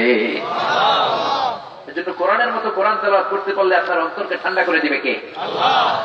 ইউনাইটেড স্টেটস অফ আমেরিকাতে একটা কনফারেন্স হয়েছিল, যে কনফারেন্সে পৃথিবীর যতগুলো ধর্ম আছে সব ধর্মগুরুরা যাবে, ধর্মীয় কিতাব আবৃত্তি করবে। কথা শুনতেছেন নাকি কষ্ট হচ্ছে আপনাদের? ইউনাইটেড স্টেটস অফ আমেরিকার একটা কনফারেন্স হলে পৃথিবীর সব ধর্মের ধর্মগুরুকে ডাকা হলো, তাদের ধর্মীয় কিতাব আবৃত্তি করা হবে। শ্রীমদ ভগবত গীতা গেল, বাইবেল গেল, রামায়ণ, মহাভারত, ত্রিপিটক, দীঘানিকায়া, ইয়াহবিস, সেকারডাটাল, Terma, Torah, old testament, new testament, Zendavesta. চীনের প্রাচীন ধর্মের নাম কনফুসিয়াস, এই কনফুসিয়াসের পাণ্ডুলিপি নিয়ে চীনের ধর্মগুরু হাজির। ইরানের প্রাচীন ধর্ম হচ্ছে অনির্বাণ শিখা, তারা গায়, আগুনকে পূজা করে, তারা সেই পাণ্ডুলিপি নিয়ে হাজির। গোটা বিশ্বের সব ধর্মের নেতারা হাজির। মুসলিম বিশ্ব থেকে সেখানে পাঠানো হয়েছে কারি আব্দুল বাসিদ ইবনে আব্দুস সামাদকে কোরআন তেলাওয়াত করে শোনানোর জন্য। জোরে বলেন সুবহানাল্লাহ। বিশাল বড় কনফারেন্স রুম, আমাদের সংসদ ভবনের মতো, যেখানে স্পিকার সাহেব বসেন ওখানে বসেছে জাজ, মানে বিচারক, আর নিচে যেমনি মেম্বার অফ দ্য পার্লামেন্টরা বসে, এমপিরা, ওই জায়গায় বসেছে সব ধর্মের ধর্মীয় গুরু তাদের কিতাব নিয়ে। 10 মিনিট কোর্টে পড়ার সময়, জোরে বলেন কয় মিনিট? 10 মিনিট। সবাই বলেন 10 মিনিট। আরো জোরে কয় মিনিট? 10 মিনিট। বিচারকের সামনে 2টা বাটন, বাটন মানে বোতাম, একটা গ্রিন বাটন, একটা রেড বাটন। গ্রিন বাটনে বিচারক চাপ দিলেই সবুজ বাতি জ্বলে উঠবে, সবাই তাদের ধর্মীয় গ্রন্থ আবৃত্তি করা শুরু করবে। 10 মিনিট যখন ঘড়ির কাঁটা ধরে শেষ, বিচারক রেড বাটন লাল বাতিতে চাপবে, লাল বাতিতে চাপার সাথে সাথে আবৃত্তিও বন্ধ করতে হবে। শুরুতে ডাকা হয়েছে শ্রীমদ ভগবত গীতা। গীতাওয়ালারা এসে শুরু করছে, ওম নমো ভগবতী বাসুদেবায়, পড়তে শুরু করে দিচ্ছে। 10 মিনিট পিনপতন নীরবতায় শ্রীমদ ভগবত গীতা পাঠ করলো। তারপর বিচারক 10 মিনিট পরে রেড বাটন লাল বাজিতে চেপেছে, আবৃত্তি শেষ, বসে যাও যে সিটে। এরপরে ডাকা হয়েছে বাইবেল, 10 মিনিট। ত্রিপিটক, যারা পরে ওম শান্তি, ওম বুদ্ধাং চরণং গচ্ছামি, ধম্মাং চরণং গচ্ছামি, নির্বাণাং পরমং সুখং, নির্বাণাং পরম শান্তি, ওম শান্তি। 10 মিনিট ধরে ওম শান্তি, ওম শান্তি করে গেল, সময় শেষ। এরপরে আসছে রামায়ণ, এরপরে মহাভারত, এরপরে জিন্দাবেস্তা, এরপরে বাইবেল। এরকম সবগুলো ধর্মের ধর্মীয় গুরুরা 10 মিনিট করে পড়ে। কয় মিনিট? আরো জোরে বলেন।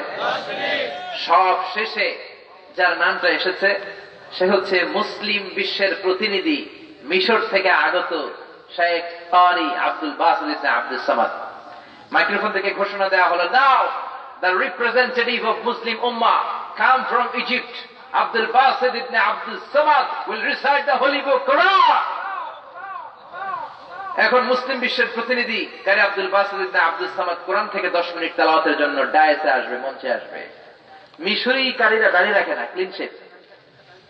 আব্দুল বাসিদ ইবনে আব্দুস সামাদের কারি বাসিদেরও দাড়ি নাই, ঢোলা একটা জুব্বা, মাথায় একটা লাল টুপি, পাতলা একটা চাদর পরে কোরআনের একটা কপি নিয়ে তিনি আসতে শুরু করলেন পেছন থেকে, যেহেতু মুসলমান তো সিট পড়ছে পিছনে, সব শেষ থেকে তিনি হেঁটে সামনে এসেছেন, মাইক্রোফোনের সামনে তিনি দাঁড়ালেন।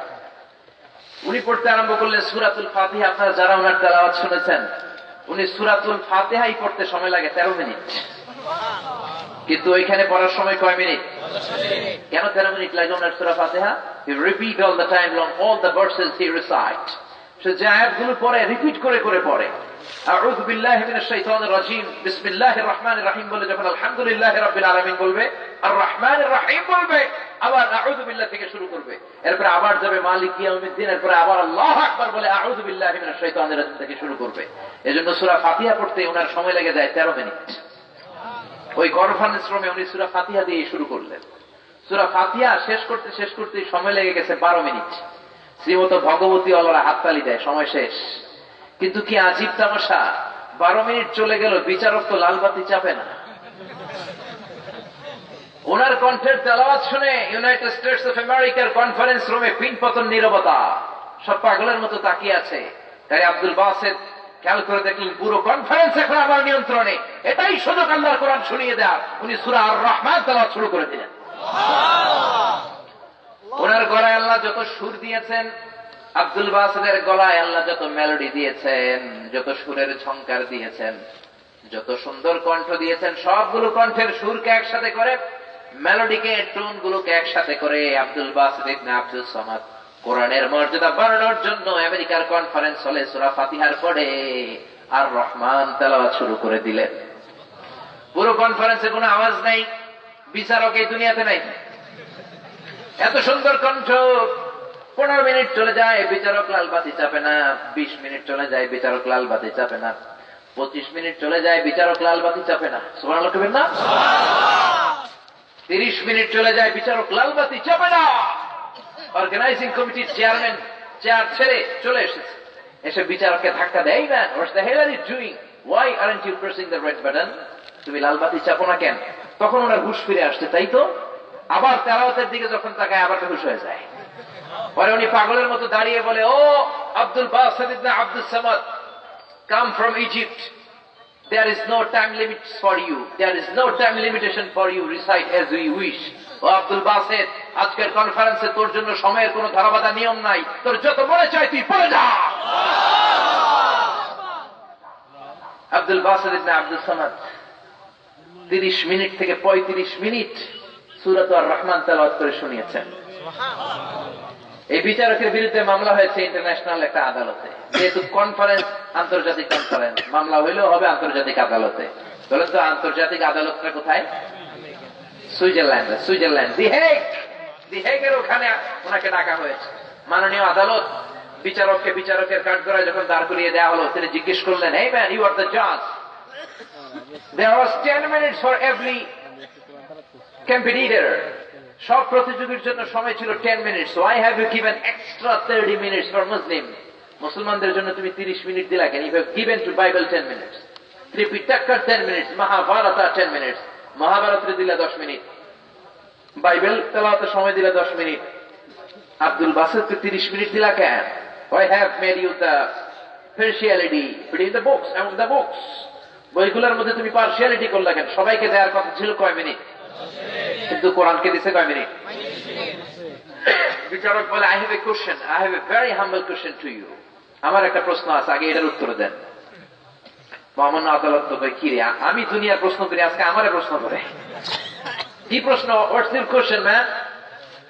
সেই কোরআনের বিচারক বলল, I have a humble question, সেটা হচ্ছে যখন আমি বাইবেলকে সময় দিলাম, আমি ঘড়ি দেখতে পারছি, আমার নার্ভাস সিস্টেম ঠিক আছে, আমার নিউরাল কানেক্টিভিটি ঠিক আছে, আমার সময়ের জ্ঞান আছে, আমার হিতাহিত জ্ঞান আছে। যখন ত্রিপিটককে সময় দিলাম, আমার সময়ের জ্ঞান আছে, আমার হিতাহিত জ্ঞান আছে, আমি আমার সাথে আছি। সবাইকে দিলাম, সময়ের জ্ঞান আছে, আমার নার্ভাস সিস্টেম ঠিক আছে। কিন্তু ওই যে মুসলমান দেশের প্রতিনিধি মিশর থেকে আসা Abdul Basit ibn Abdus Samad আমার সামনে এসে কি বলে যে একটা টান মারলো, টান দেওয়ার সাথে সাথে আমার হুঁশ নাই, আমার নার্ভাস সিস্টেম ফল ডাউন করেছে, আমার নিউরাল কানেক্টিভিটিতে সমস্যা, ঝিম মেরে আমার শরীর কাঁপতে শুরু করেছে। আমি কি সাগরের উপরে না বাতাসের উপরে আমি নিজেই জানি না। আমার সময়ের কোনো জ্ঞান নাই, আমার হিতাহিত কোনো বুদ্ধি নাই, যখন আমার নিউরন কানেক্টিভিটি নাই, যখন আমার নার্ভাস সিস্টেম ফল করছে, যখন আমার হিতাহিত জ্ঞান নাই, সময়ের কোনো জ্ঞান নাই, how can I press the red button? কেমন করে মেডিকেলি আনফিট থাকা অবস্থায় আমি সময়ের হিসাব করে লাল বাতি চাপবো? আগে এই উত্তর তুমি আমার দাও। এই বিচারকের কোনো বিচারই হয়নি, কারণ সে মেডিকেলি ওই সময় আনফিট ছিল। ক্ষণিকের জন্য, 30 মিনিটের জন্য মেডিকেলি তাকে আনফিট বানাই দিছে কে? চিল্লায় বলেন কে? আমাদের কণ্ঠ শুনে যদি মানুষ কাঁদে, সুদাইসির কণ্ঠ শুনে যদি এরকম মানুষ পাগল হয়ে যায়, আব্দুল বাসাদের কণ্ঠ শুনে যদি মানুষ পাগল হয়ে যায়, বিশ্বনবী যখন তেলাওয়াত করতেন মক্কার কি অবস্থা তখন হতো? বিশ্বনবী যখন তেলাওয়াত করতেন, মক্কার কাফির মুশরিক গুলো, নাস্তিক গুলো দিনের বেলা বিশ্বনবীর বিরুদ্ধে মানুষের কাছে ভোট চায়, দিনের বেলা বিশ্বনবীর বিরোধিতা করে, বিশ্বনবীর গালি দেয়, রাত্রিবেলা লুকিয়ে লুকিয়ে বিশ্বনবীর দরজার সামনে যে কোরআন তেলাওয়াত শুনে। আবু জাহেল শুনে, উতবা শুনে, শাইবা শুনে, ওয়ালিদ ইবনে মুগীরা শুনে। দিনের বেলায় বিশ্বনবীর বিরোধিতা, রাত্রে বেলায় নবীর কণ্ঠের তেলাওয়াত শোনার জন্য পাগল হয়ে যায়। সুবহানাল্লাহ। তার মানে কি জাদু আল্লাহ বিশ্বনবীর গলায় দিয়েছিলেন, কি সুরের ঝংকার আল্লাহ বিশ্বনবীকে দিয়েছিলেন। কিয়ামতের দিন সব জান্নাতীদেরকে নিয়ে আল্লাহ একটা কনফারেন্স করবেন। ওই কনফারেন্স রুম আল্লাহ উদ্বোধন করবেন দাউদ আলাইহিস সালামকে দিয়ে। তিনি জাবুর কিতাব থেকে 150টা ছড়া গানের কয়েকটা ছড়া গান তেলাওয়াত করে শোনাবে। এরপরে রব্বুল আলামিন বিশ্বনবীকে ডাকবেন, ও বিশ্বনবী এবার আপনি কোরআন থেকে তেলাওয়াত করেন।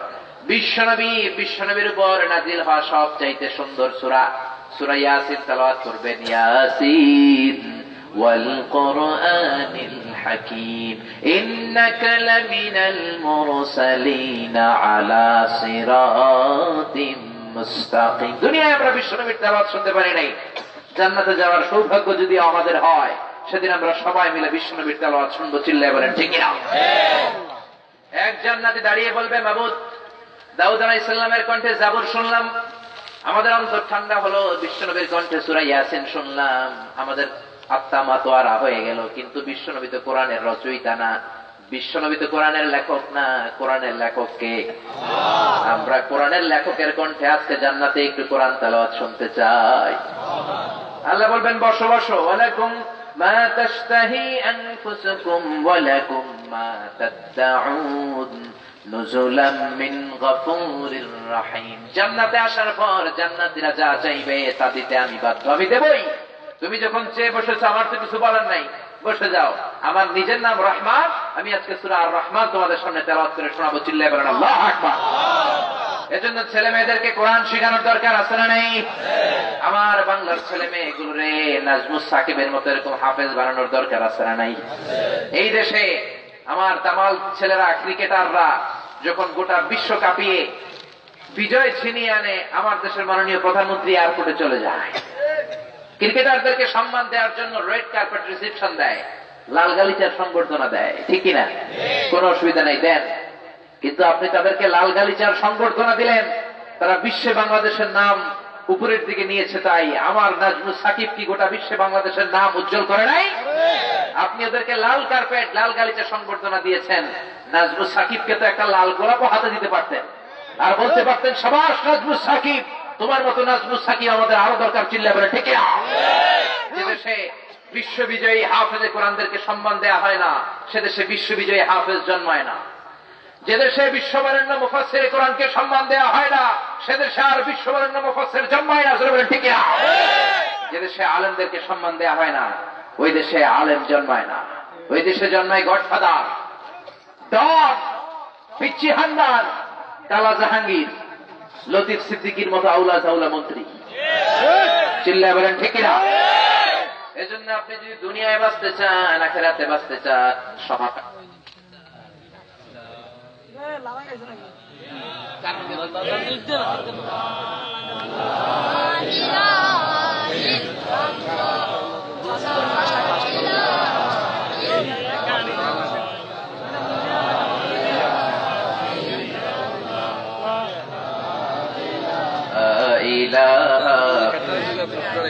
কোরআনের মাহফিলে বসবে যারা, আল্লাহর কাছে প্রিয় তারা, আল্লাহর কাছে প্রিয় যারা, জান্নাতে প্রবেশ করবে তারা, জোরে লা ইলাহা লা ইলাহা ইল্লাল্লাহু মুহাম্মাদুর রাসূলুল্লাহ সাল্লাল্লাহু আলাইহি সাল্লাম। আপনারা দুইজন ওঠা বসা করতেছেন কেন? আলোচনা শেষ করে দিব? আমি মুনাজাত দিব। হ্যাঁ,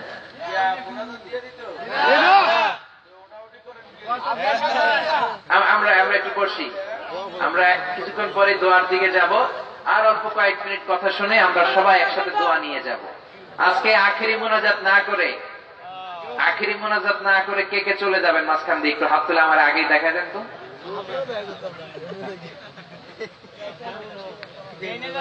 কেউ যাবেন না? আজকে এই মাহফিলটা আমার এই বছরের শেষ মাহফিল। আমার আজকে মাহফিল ছিল যশোরে, মাহফিলটা বন্ধ করে দেওয়া হয়েছে। গত সপ্তাহে দুইটা প্রোগ্রাম নিয়ে গিয়েছিলাম, সাতক্ষীরা আর যশোর। সাতক্ষীরার মাহফিল বন্ধ, নোয়াখালীতে এক মাহফিল বন্ধ। কিছু কিছু পাগলা লোক আছে, তাফসীরুল কোরআন শুনলেই গায়ে চুলকানি বাড়ে, আছে না নাই? নামাজ রোজার ধারে ধারে না, তাফসীর মাহফিল চোখে সয় না, আছে না নাই? নামাজ রোজার ধারে ধারে না, তাফসীর মাহফিল চোখে সয় না। শুধু খেলে কবু একবার ওই গুনাতি হাতুর ফাঁকি দিলি শুধু জনগণকে, আল্লাহর দরবারে বরখাস্ত খাস্ত হয়, পাপ করিবার হস্ত হয়, তাই যদি হয় ব্যস্ত কি করিলি দুনিয়াতে, নিজেকে সঠিক বলে ফাঁকি দিলি শুধু জনগণকে, আল্লাহর দরবারে বরখাস্ত খাস্ত হয়, পাপ করিবার হস্ত হয়, তাই যদি হয় ব্যস্ত। চিল্লা বলে ঠিক না? আল্লাহ এদেরকে হেদায়েত দান করুক, আমরা পড়ি আমিন। এজন্য জীবনে মরণে সমাধান যদি পেতে চান, কোরআনের দিকে যেতে হবে। কেননা কোরআনের একটা নাম হলো আল ফুরকান। কোরআনের নাম কি? সবাই বলেন কি নাম? ইফাররাকু বাইনাল হাক্কি ওয়াল বাতিল। কোরআন হক আর বাতিলের মাঝে পার্থক্য করে দেয়। It differentiates between right and wrong. This Quran differentiates between good and bad. ভালো খারাপের মধ্যে পার্থক্য করে দেয়। কোন বিষয়ে যদি আপনি সংশয়ে থাকেন, কনফিউশনে থাকেন, আপনি কোরআনের দিকে যাবেন। কোন দিকে যাবেন? আপনি কোরআন দিয়ে যাচাই করেন, কোরআন দিয়ে টেস্ট করেন, কোরআন দিয়ে ইভালুয়েট করেন, because Quran can provide you the real solution. কোরআনই আপনাকে একমাত্র আসল সমাধান দিবে, জীবনেও দিবে, মরণেও দিবে, ঠিক কিনা? সমাধান চাও যদি জীবনে মরণে, ফিরে যাও খুঁজে নাও, চোখ রাখো কোরআনে। পড়েন সবাই। সমাধান চাও যদি জীবনে মরণে, ফিরে যাও খুঁজে নাও, চোখ রাখো কোরআনে। If you want a solution this dunya and akhirah, go back, have a look to the holy Quran. ঠিক না? জীবনে মরণের সমাধান চান, কোরআন থেকে সমাধান নেন। জীবন সাজাতে চান, কোরআন দিয়ে সাজান। কোরআন দিয়ে না সাজালে আপনার জীবন সুন্দর হবে না। আমি বলি যে কোরআন দিয়ে না সাজালে দেশ সুন্দর হবে না, ফ্যামিলি সুন্দর হবে না, সমাজ তো সুন্দর হবে না, এদেশ থেকে দুর্নীতিও বন্ধ করা যাবে না। যেরকম ঠিক কিনা? দুর্নীতি দমন কমিশন দিয়ে দুর্নীতি বন্ধ হয় না। আমি একটা নাম দিয়ে ফেলছি, এটার ল্যাংড়া দুদক। ল্যাংড়া দুর্নীতি দমন কমিশন। যে দুর্নীতি দমন কমিশন দিয়ে দুর্নীতি বন্ধ হবে, ওইটার ভিতরে দুর্নীতি আছে না নাই? জোরে বলেন। এই জন্য দুর্নীতি বন্ধ করার যে কিতাব আল্লাহ পাঠিয়েছে, কিতাবটার নাম কি? এই কিতাব আপনি সমাধানের গাইডবুক হিসেবে নেন। দেশে আর কোন টেন্ডারবাজি থাকবে না, চাঁদাবাজি থাকবে না, হত্যা থাকবে না, ঘুম থাকবে না, খাদ্যে ভেজাল দেয়া থাকবে না, ইফতিজিং থাকবে না, ওজনে কম দেয়া থাকবে না, মাছে ফরমালিন দেয়া থাকবে না। চিল্লায় বলেন ঠিক না? এজন্য এই কোরআনটা হলো সমাধানের কিতাব। একটা সময় ছিল আমাদের সালফে সালিহিন যারা ছিল, জীবন মরণ তাদের কোরআন দিয়ে বাঁধা। কি দিয়ে? তারা জীবন মরণ কোরআন দিয়ে বেঁধেছেন। একজন মহিলা ছিল যাকে আরবি সাহিত্যের বইয়ে নাম দেওয়া হয়েছে আল মুতাকাল্লিমাতু বিল কোরআন। তিনি নাকি তার জীবনের সবগুলো কথা কোরআন দিয়ে বলেছেন। সুবহানাল্লাহ কইবেন না? একটা সহিহ হাদিসের কিতাব আছে, সহিহ ইবনে হিব্বান। এই ইবনে হিব্বান একটা কিতাব লিখেছে, রাওদাতুল উকালা। এর মধ্যে তিনি এনেছেন ইমাম বুখারীর নাম শুনছেন না আপনারা? কথা কয় না। বুখারী শরীফ নাম শুনেছেন? এটার সংকলক হচ্ছে ইমাম বুখারী। আলেম কি বড় না ছোট? কত বড়? অনেক বড় আলেম। আসাহুল কুতুব বাদা কিতাবিল্লাহিল মুসান্নাফা। আল্লাহর কিতাবের পরে এই পৃথিবীতে সবচেয়ে সেরা যে বই, এটার নাম বুখারী শরীফ। কি নাম? সহিহ বুখারী। কি নাম? ইমাম বুখারীর উস্তাদ, তার নাম ছিল আব্দুল্লাহ ইবনে আল মুবারক। আব্দুল্লাহ ইবনুল মুবারক ইমাম বুখারীর উস্তাদ। কার উস্তাদ? আরো জোরে বলেন। তো ইমাম বুখারী যদি এত বড় আলেম হয়, আর তার উস্তাদ যদি হয় আব্দুল্লাহ ইবনে মুবারক, ওই আলেমটা বড় না ছোট? জোরে বলেন, বড় না ছোট? এই আব্দুল্লাহ ইবনে মুবারক জিলহজ মাসে, কোন মাসে? কথা বলতে হবে আমার সাথে, কোন মাসে? জিলহজের মাসে হজ করে ফিরে আসতেছে। হঠাৎ মরুভূমির মধ্যে দেখলেন চাদর পেছনে একটা মহিলা শুয়ে আছে। কে শুয়ে আছে? বৃদ্ধা মহিলা। অবাক হলেন, কিরে হজের মাসে এই মরুভূমির মাঝখানে বুড়ো মহিলা শুয়ে আছে কেন? বুড়ো মহিলার কাছে যেয়ে বললেন, বুড়িমা আসসালামু আলাইকুম। আসসালামু আলাইকুম শোনার পরে বুড়ি তার চাদর খুলে তাকিয়ে দেখলো আব্দুল্লাহ ইবনে মুবারক। তারে বুড়িমা চিনে না। বুড়িমা সালামের উত্তর দিলেন, সালামুন কওলাম মির রাব্বির রহিম। সালামুন কওলাম মির রাব্বির রহিম, এটা কোরআনের একটা আয়াত। এই আয়াতের অর্থ হলো আল্লাহর পক্ষ থেকে তার কথা হিসেবে তোমার উপরে সালাম। জোরে বলেন আল্লাহু আকবার। বুড়ি বলতে পারতেন ওয়া আলাইকুম আসসালাম। আমাদেরকে আসসালামু আলাইকুম বললে আমরা কি বলি বলেন? বুড়ি বলতে পারতেন ওয়া আলাইকুম আসসালাম। বুড়ি ওয়া আলাইকুম আসসালাম না বলে বললেন সালামুন কওলাম মির রাব্বির রহিম। কোরআন থেকে আয়াত তেলাওয়াত করে দিলেন, সালামের উত্তর হয়ে গেল। আব্দুল্লাহ ইবনে মুবারক বুড়িকে জিজ্ঞেস করলেন, বুড়িমা আপনি এখানে কি করেন? একা একা লোকজন নাই কেন? মরুভূমির এই গরমের মধ্যে বসে কি করেন? এই প্রশ্নের জবাবে বুড়ি বললেন, মাইয়ুদলিলিল্লাহু ফালা হাদিয়া লাহ। কোরআন থেকে আয়াত পড়ে দিলেন, আল্লাহ যারে পথ হারায় দেয়, পথ ভুলায় দেয়, তারে পথ দেখানোর কেউ নাই।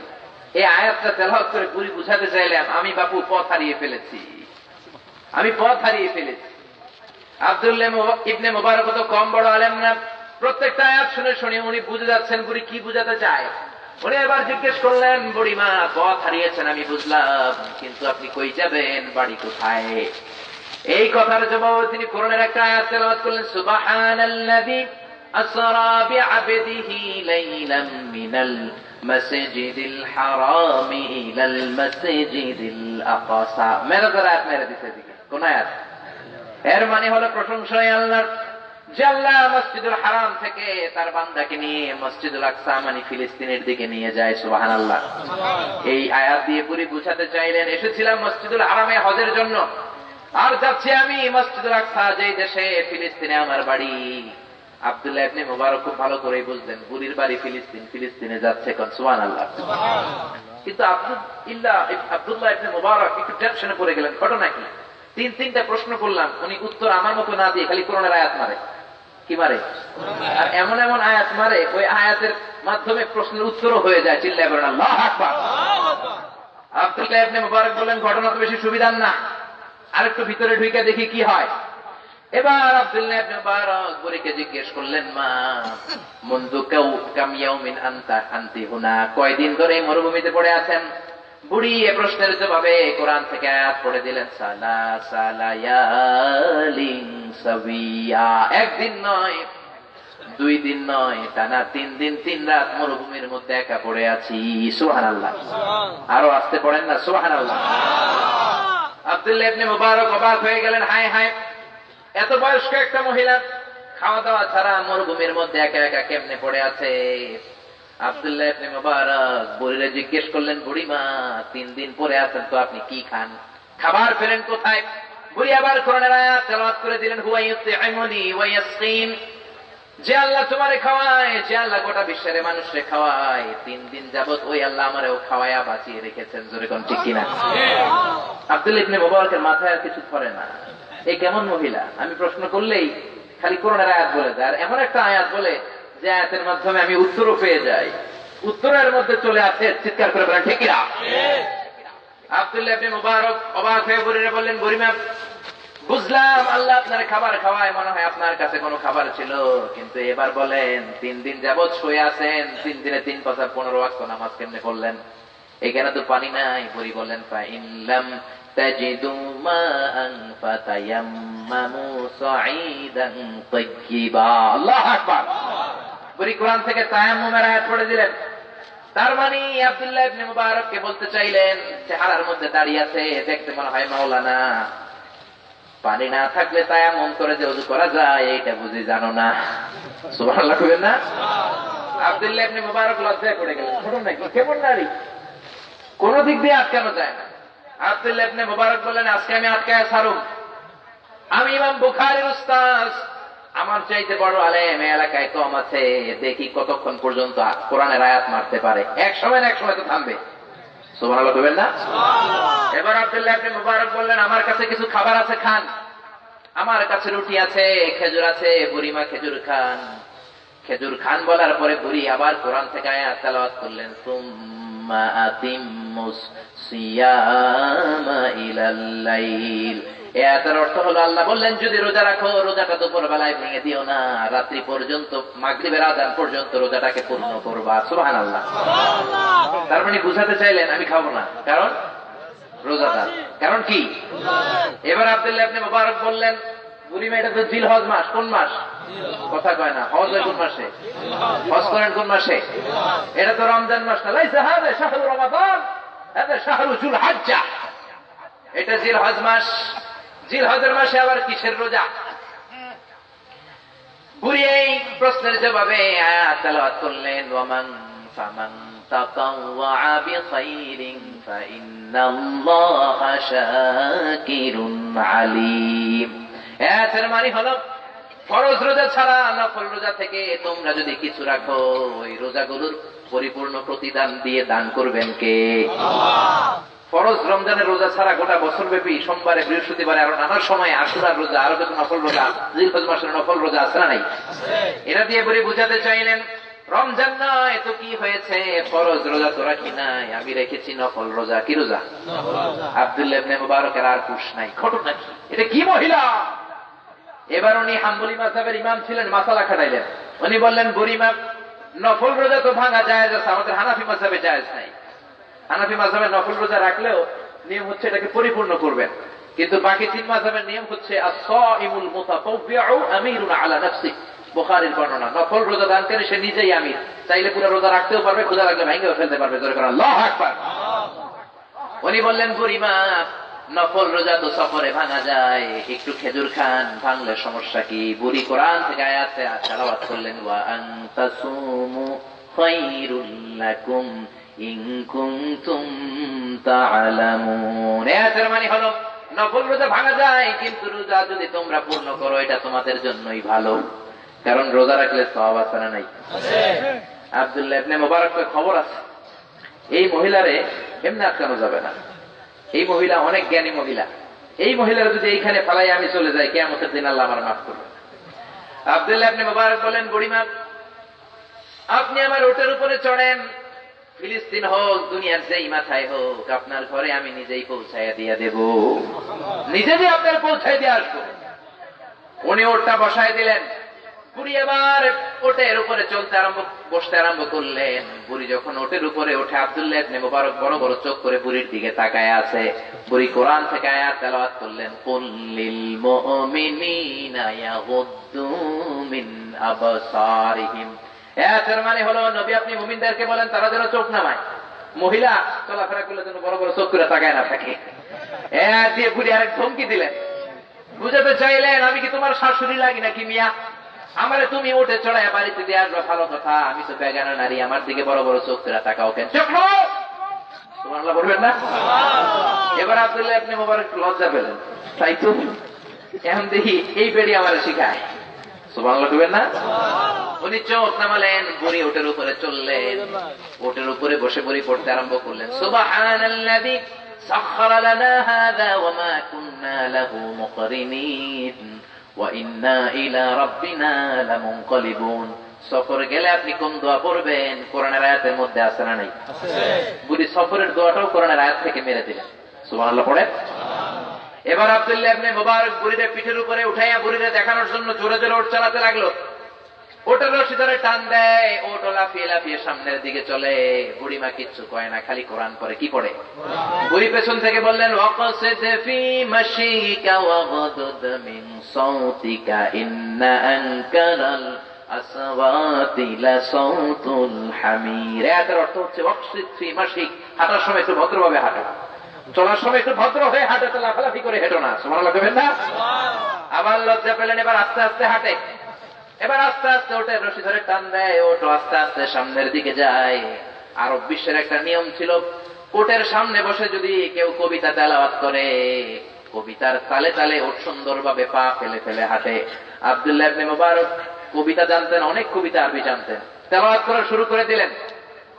বুড়িমা পেছন থেকে আবার কোরআন থেকে আয়াত পড়লেন। বুড়ি বললেন, ফাকরাউ মা তায়াসসারা মিনাল কোরআন। এর অর্থ হলো, কোরআনের যে দিক দিয়ে তোমার সহজ লাগে তুমি ওই দিক দিয়ে পড়ো।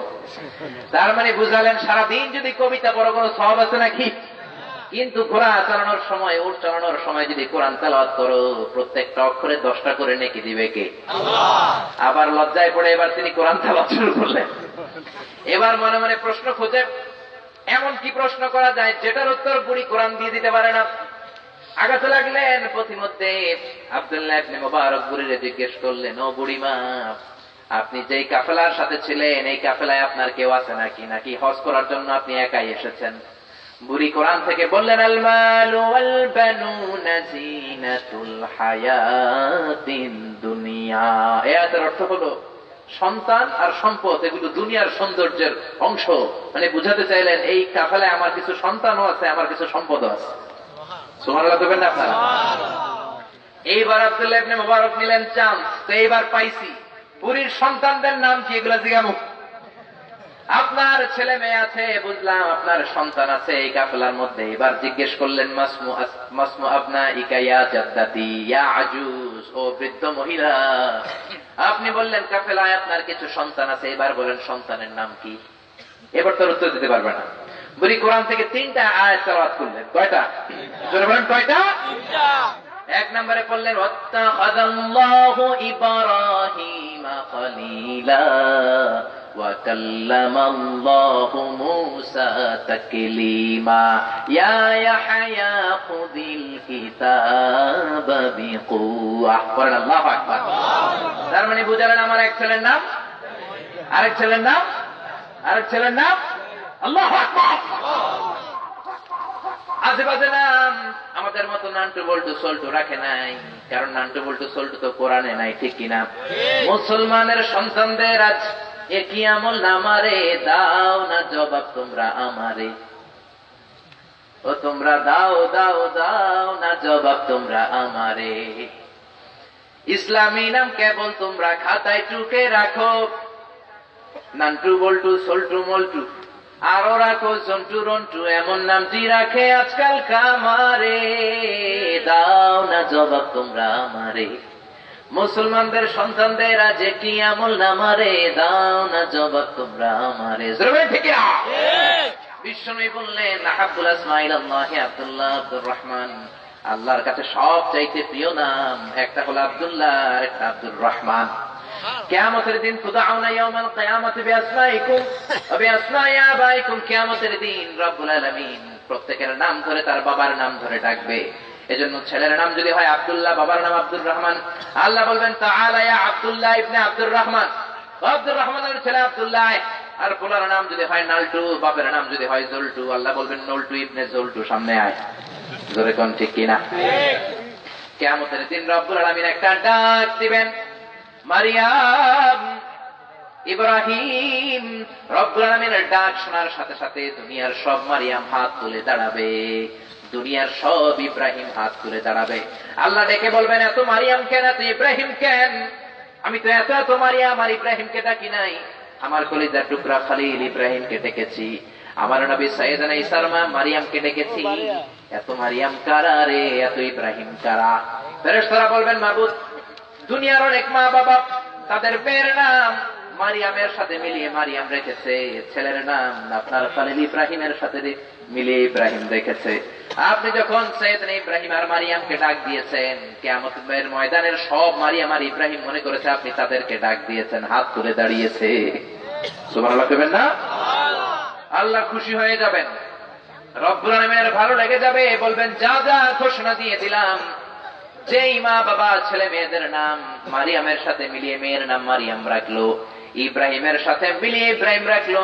আমার খালিল ইব্রাহিম যখন জান্নাতে ঢুকে যায়, আমার মারিয়াম যখন জান্নাতে ঢুকে যায়, দুনিয়ার সব মারিয়াম আর ইব্রাহিম যেন তাদের পিছনে পিছনে লাইন ধরে জান্নাতে ঢুকে যায়।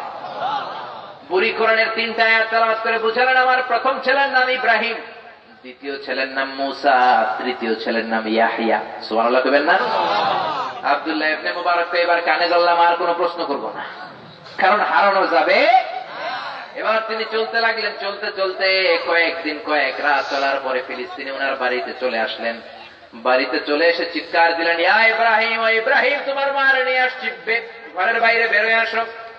ও মুসা, ইয়াহইয়া, 3 ছেলে বের হয়ে আসলো। আব্দুল্লাহ ইবনে মুবারককে সাথে কোলাকুলি করে মুসাফা করে শুকরিয়া জ্ঞাপন করতে লাগলো। আমাদের মাকে আমরা হারিয়ে ফেলেছিলাম, আমরা কাফেলা থেকে চলে এসেছি, আমরা ভেবেছি অন্য কোন কাফেলার সাথে আসবে, আসে নাই, আপনি নিয়ে এসেছেন, আপনার দরবারে শুকরিয়া।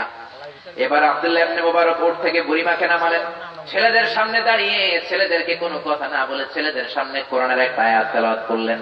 ফাবাআতু আহাদাকুম বিওয়ালিকিকুম হাযিহি ইলাল মাদিনাতি ফাল, আমার ছেলেদের সামনে দাঁড়িয়ে তিনি পড়তে আরম্ভ করলেন। যে আয়াতটা তিনি বললেন সূরা কাহফ থেকে বললেন, আয়াতের মানে হলো এই যে আমার কাছে কিছু রূপা আছে, টাকা আছে, টাকা নিয়ে তোমরা বাজারে যাও, ফালিয়াতিকুম বিরিজকিম মিনহু, তোমরা টাকা নিয়ে বাজারে যাও, ভালো কোনো রিজিক কিনে নিয়ে আসো, ফল কিনে নিয়ে আসো, খাবার কিনে নিয়ে আসো, খাবার দিয়ে আমি এই লোকটারে মেহমানদারি করবো। কোন সুবহানাল্লাহ। সূরা কাহফের এই তেলাওয়াত শুনে ছেলেরাও এমন আলেম, ছেলেরাও বুঝে গেছে ফালিয়াতিকুম বিরিজকিম মিন, ওর খাবার নিয়ে আসতে বলছে মা। বাজারে যে আঙ্গুর নিয়ে এসেছে, রুটির দোকান থেকে খুবস নিয়ে এসেছে, বড় বড় রুটি নিয়ে এসেছে, চিপনা নিয়ে এসেছে, পনির নিয়ে এসেছে। এবার মায়ের কাছে দেওয়ার পরে মা তার বৃদ্ধ মহিলাটার চেহারাটা ঢেকে বিরাট বড় প্লেটের মধ্যে খাবার সাজিয়ে আব্দুল্লাহ ইবনে মুবারকের সামনে রেখে বলতে আরম্ভ করলেন, কুলু ওয়াশরাবু হানিআম বিমা আসলাফতুম ফিল আইয়ামিল খালিয়া। আবার কোরআনের আয়াত, আব্দুল্লাহ ইবনে মুবারক পাগল হয়ে যাওয়ার কায়দা।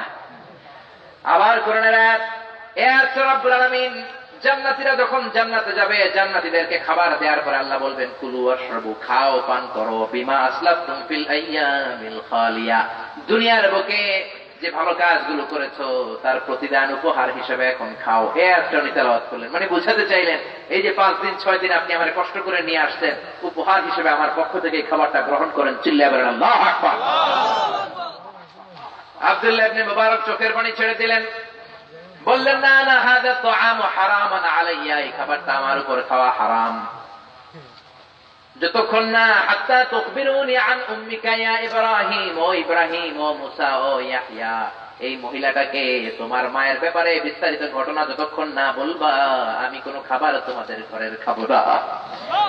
এবার ইব্রাহিম বলে, আব্দুল্লাহ ইবনে মুবারক, হাদিহি উম্মুনা, এই মহিলাটা আমার মা, এই মহিলাটা আমার ভাই মুসার মা, আমাদের মা। আমরা জন্মের পর থেকে আজ পর্যন্ত কোনদিন কোরআনের আয়াত ছাড়া কোনো কথা আমার মার মুখ দিয়ে বলতে শুনি নাই। আমার বয়স 40, ইব্রাহিম বলে আমার বয়স 40, এই 40 বছরে জন্মের পর থেকে আমার মায়ের মুখ দিয়ে কোরআনের আয়াত ছাড়া অন্য কোনো কথা আমি বলতেই শুনি নাই। চিল্লায় বলেন সুবহানাল্লাহ। যখনই যে কাজের দরকার হয় ওই কাজের সাথে সামঞ্জস্য রেখে কোরআনের আয়াত তেলাওয়াত করে ফেলেন। জোরে কোন ঠিক কিনা? বাংলার জমিনেও যদি আপনি ছেলে মেয়েদেরকে এরকম কোরআন শিখাতেন, নারীদেরকে যদি কোরআন শিখাতেন, ইসলাম শিখাতেন, ছেলেদেরকে যদি হেফজখানায় পাঠাতেন, তাহলে তারাও এরকম কোরআন বলতে পারতো। জোরে কোন ঠিক কিনা? আপনার মেয়েগুলো টাস টাস করে হিন্দি সিনেমার ডায়ালগের বদলে কোরআন বলতো, আপনার ছেলে জি বাংলার বদলে কোরআনের আয়াত বলতো, আপনার বোন কিরণমালার ডায়ালগ রেখে দিয়ে কোরআনের আয়াত তেলাওয়াত করতো। চিল্লায় বলেন ঠিক কিনা? এখন আমরা কোরআন পড়াই না, এই জন্য আমাদের ঘরে ঘরে জন্মায় তসলিমা, নাসরিন আর ঐশী। ঠিক কিনা? যে ঐশী রামদা দিয়ে বাবা মারে কোপায়, যেই তসলিমা নাসরিন আলেমদের বিরুদ্ধে কথা বলে, কোরআনের বিরুদ্ধে কথা বলে। চিল্লায় বলে ঠিক কিনা? এজন্য জি বাংলা বাদ দিতে হবে, স্টার জলসা বাদ দিতে হবে, কিরণমালা বাদ দিতে হবে। এগুলোই আমাদের পারিবারিক অশান্তির মূল কারণ। জোরে বলেন ঠিক কিনা? 12টা বাজাইলো রে হিন্দি ফিল্মে, দেশটা রসাতলে গেল রে নানা কুকর্মে। এসব দেখা মরি আমরা ভীষণ লজ্জা শরমে, হিন্দি ফিল্মে দেশের 12টা বাজাইলো রে হিন্দি ফিল্মে। ঠিক না? ফিল্ম দেখা 8 বছরের কলিমুদ্দির পোলায়, 9 বছরের জরিনারে দেয় যে গলায় মালা। আরে ফিল্ম দেখা নেশা কইরাই আবারে কয়টা ডিগো, হিন্দি ফিল্মে দেশের 12টা বাজাইলো রে হিন্দি ফিল্মে, দেশটা রসাতলে গেল রে নানা কুকর্মে। চিল্লা বলেন ঠিক না? আপনার একটা শক্ত সিদ্ধান্ত আপনার ফ্যামিলিটারে জান্নাতের টুকরা বানাই দিবে। আপনার একটা শক্ত সিদ্ধান্ত আপনার ফ্যামিলিটারে জাহান্নামের টুকরা বানাই দিতে পারে। জোরে কোন ঠিক না? এজন্য জি বাংলা, স্টার জলসা, কিরণমালা এগুলোর বিরুদ্ধে আমাদের দুর্বার আন্দোলন গড়ে তুলতে হবে। রাজি আছো মুসলমান? এগুলো আমরা নিজেরাও দেখবো না, ফ্যামিলির কাউরে দেখতে দিব না। রাজি আছো মুসলমান? কে রাজি? দু হাত উঁচু করে আল্লাহরে দেখা। আল্লাহ আমাদের হাত ধরে কবুল করে নাকি আমরা পড়ি আমিন। আর জোরে পড়েন আমিন। এবার প্রেসক্রিপশন নেন। Prescription number 1, how to increase the attachment with the holy Quran. কেমন করে কোরআনের সাথে আপনি অ্যাটাচমেন্ট বাড়াবেন? প্রতিদিন ফজরের নামাজ জামাতের সাথে পড়ে আমাদের কোরআন তেলাওয়াত দিয়ে দিন শুরু করতে হবে। রাজি আছেন? প্রতিদিন 1 পৃষ্ঠা কিংবা আধা পৃষ্ঠা হলেও আমরা কোরআন তেলাওয়াত করবো। রাজি আছেন?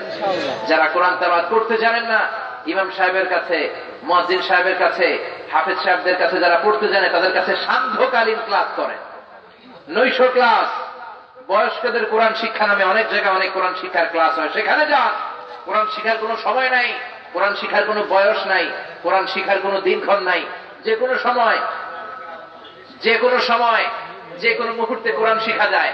আপনারা যদি আন্তরিকভাবে মহাবিশ্বের মহাগ্রন্থ আল কোরআনকে শুদ্ধভাবে তাজবিদের সাথে শিখতে চান, এই যে হযরতুল আল্লাহ বললেন, এলাকার আলেমেরা বিকেল বেলা হলেও, মাগরিবের পরে হলেও, রাত্রিবেলা হলেও সান্ধ্যকালীন ক্লাস করে আপনাদেরকে খুবই সহজ ভাষায় কোরআন শিখাই দিবে। শিখতে রাজি আছেন তো? হুজুরের সাথে যোগাযোগ করতে রাজি আছেন তো?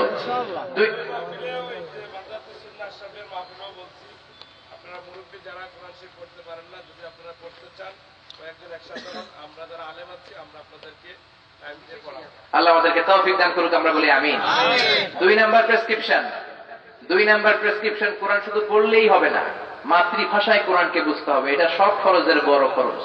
আল্লাহ কি বলল, কি হাকাম দিল, কি বিধান দিল, কি শিখাতে চাইলো, এগুলো আপনি আরবিতে না বুঝেন, কিন্তু বঙ্গানুবাদ যদি পড়েন, বাংলায় পড়েন, তাহলে বোঝার সুযোগ আছে না নেই? বাংলায় এখন সফটওয়্যার পাওয়া যায়, অ্যান্ড্রয়েড সেটে বিভিন্ন অ্যাপস বের হয়েছে। আল কোরআন একাডেমি লন্ডন কোরআনের অনুবাদ করেছে, বাইতুল মুকাররমের ইসলামিক ফাউন্ডেশন অনুবাদ করেছে, শত শত অনুবাদ পাওয়া যায়।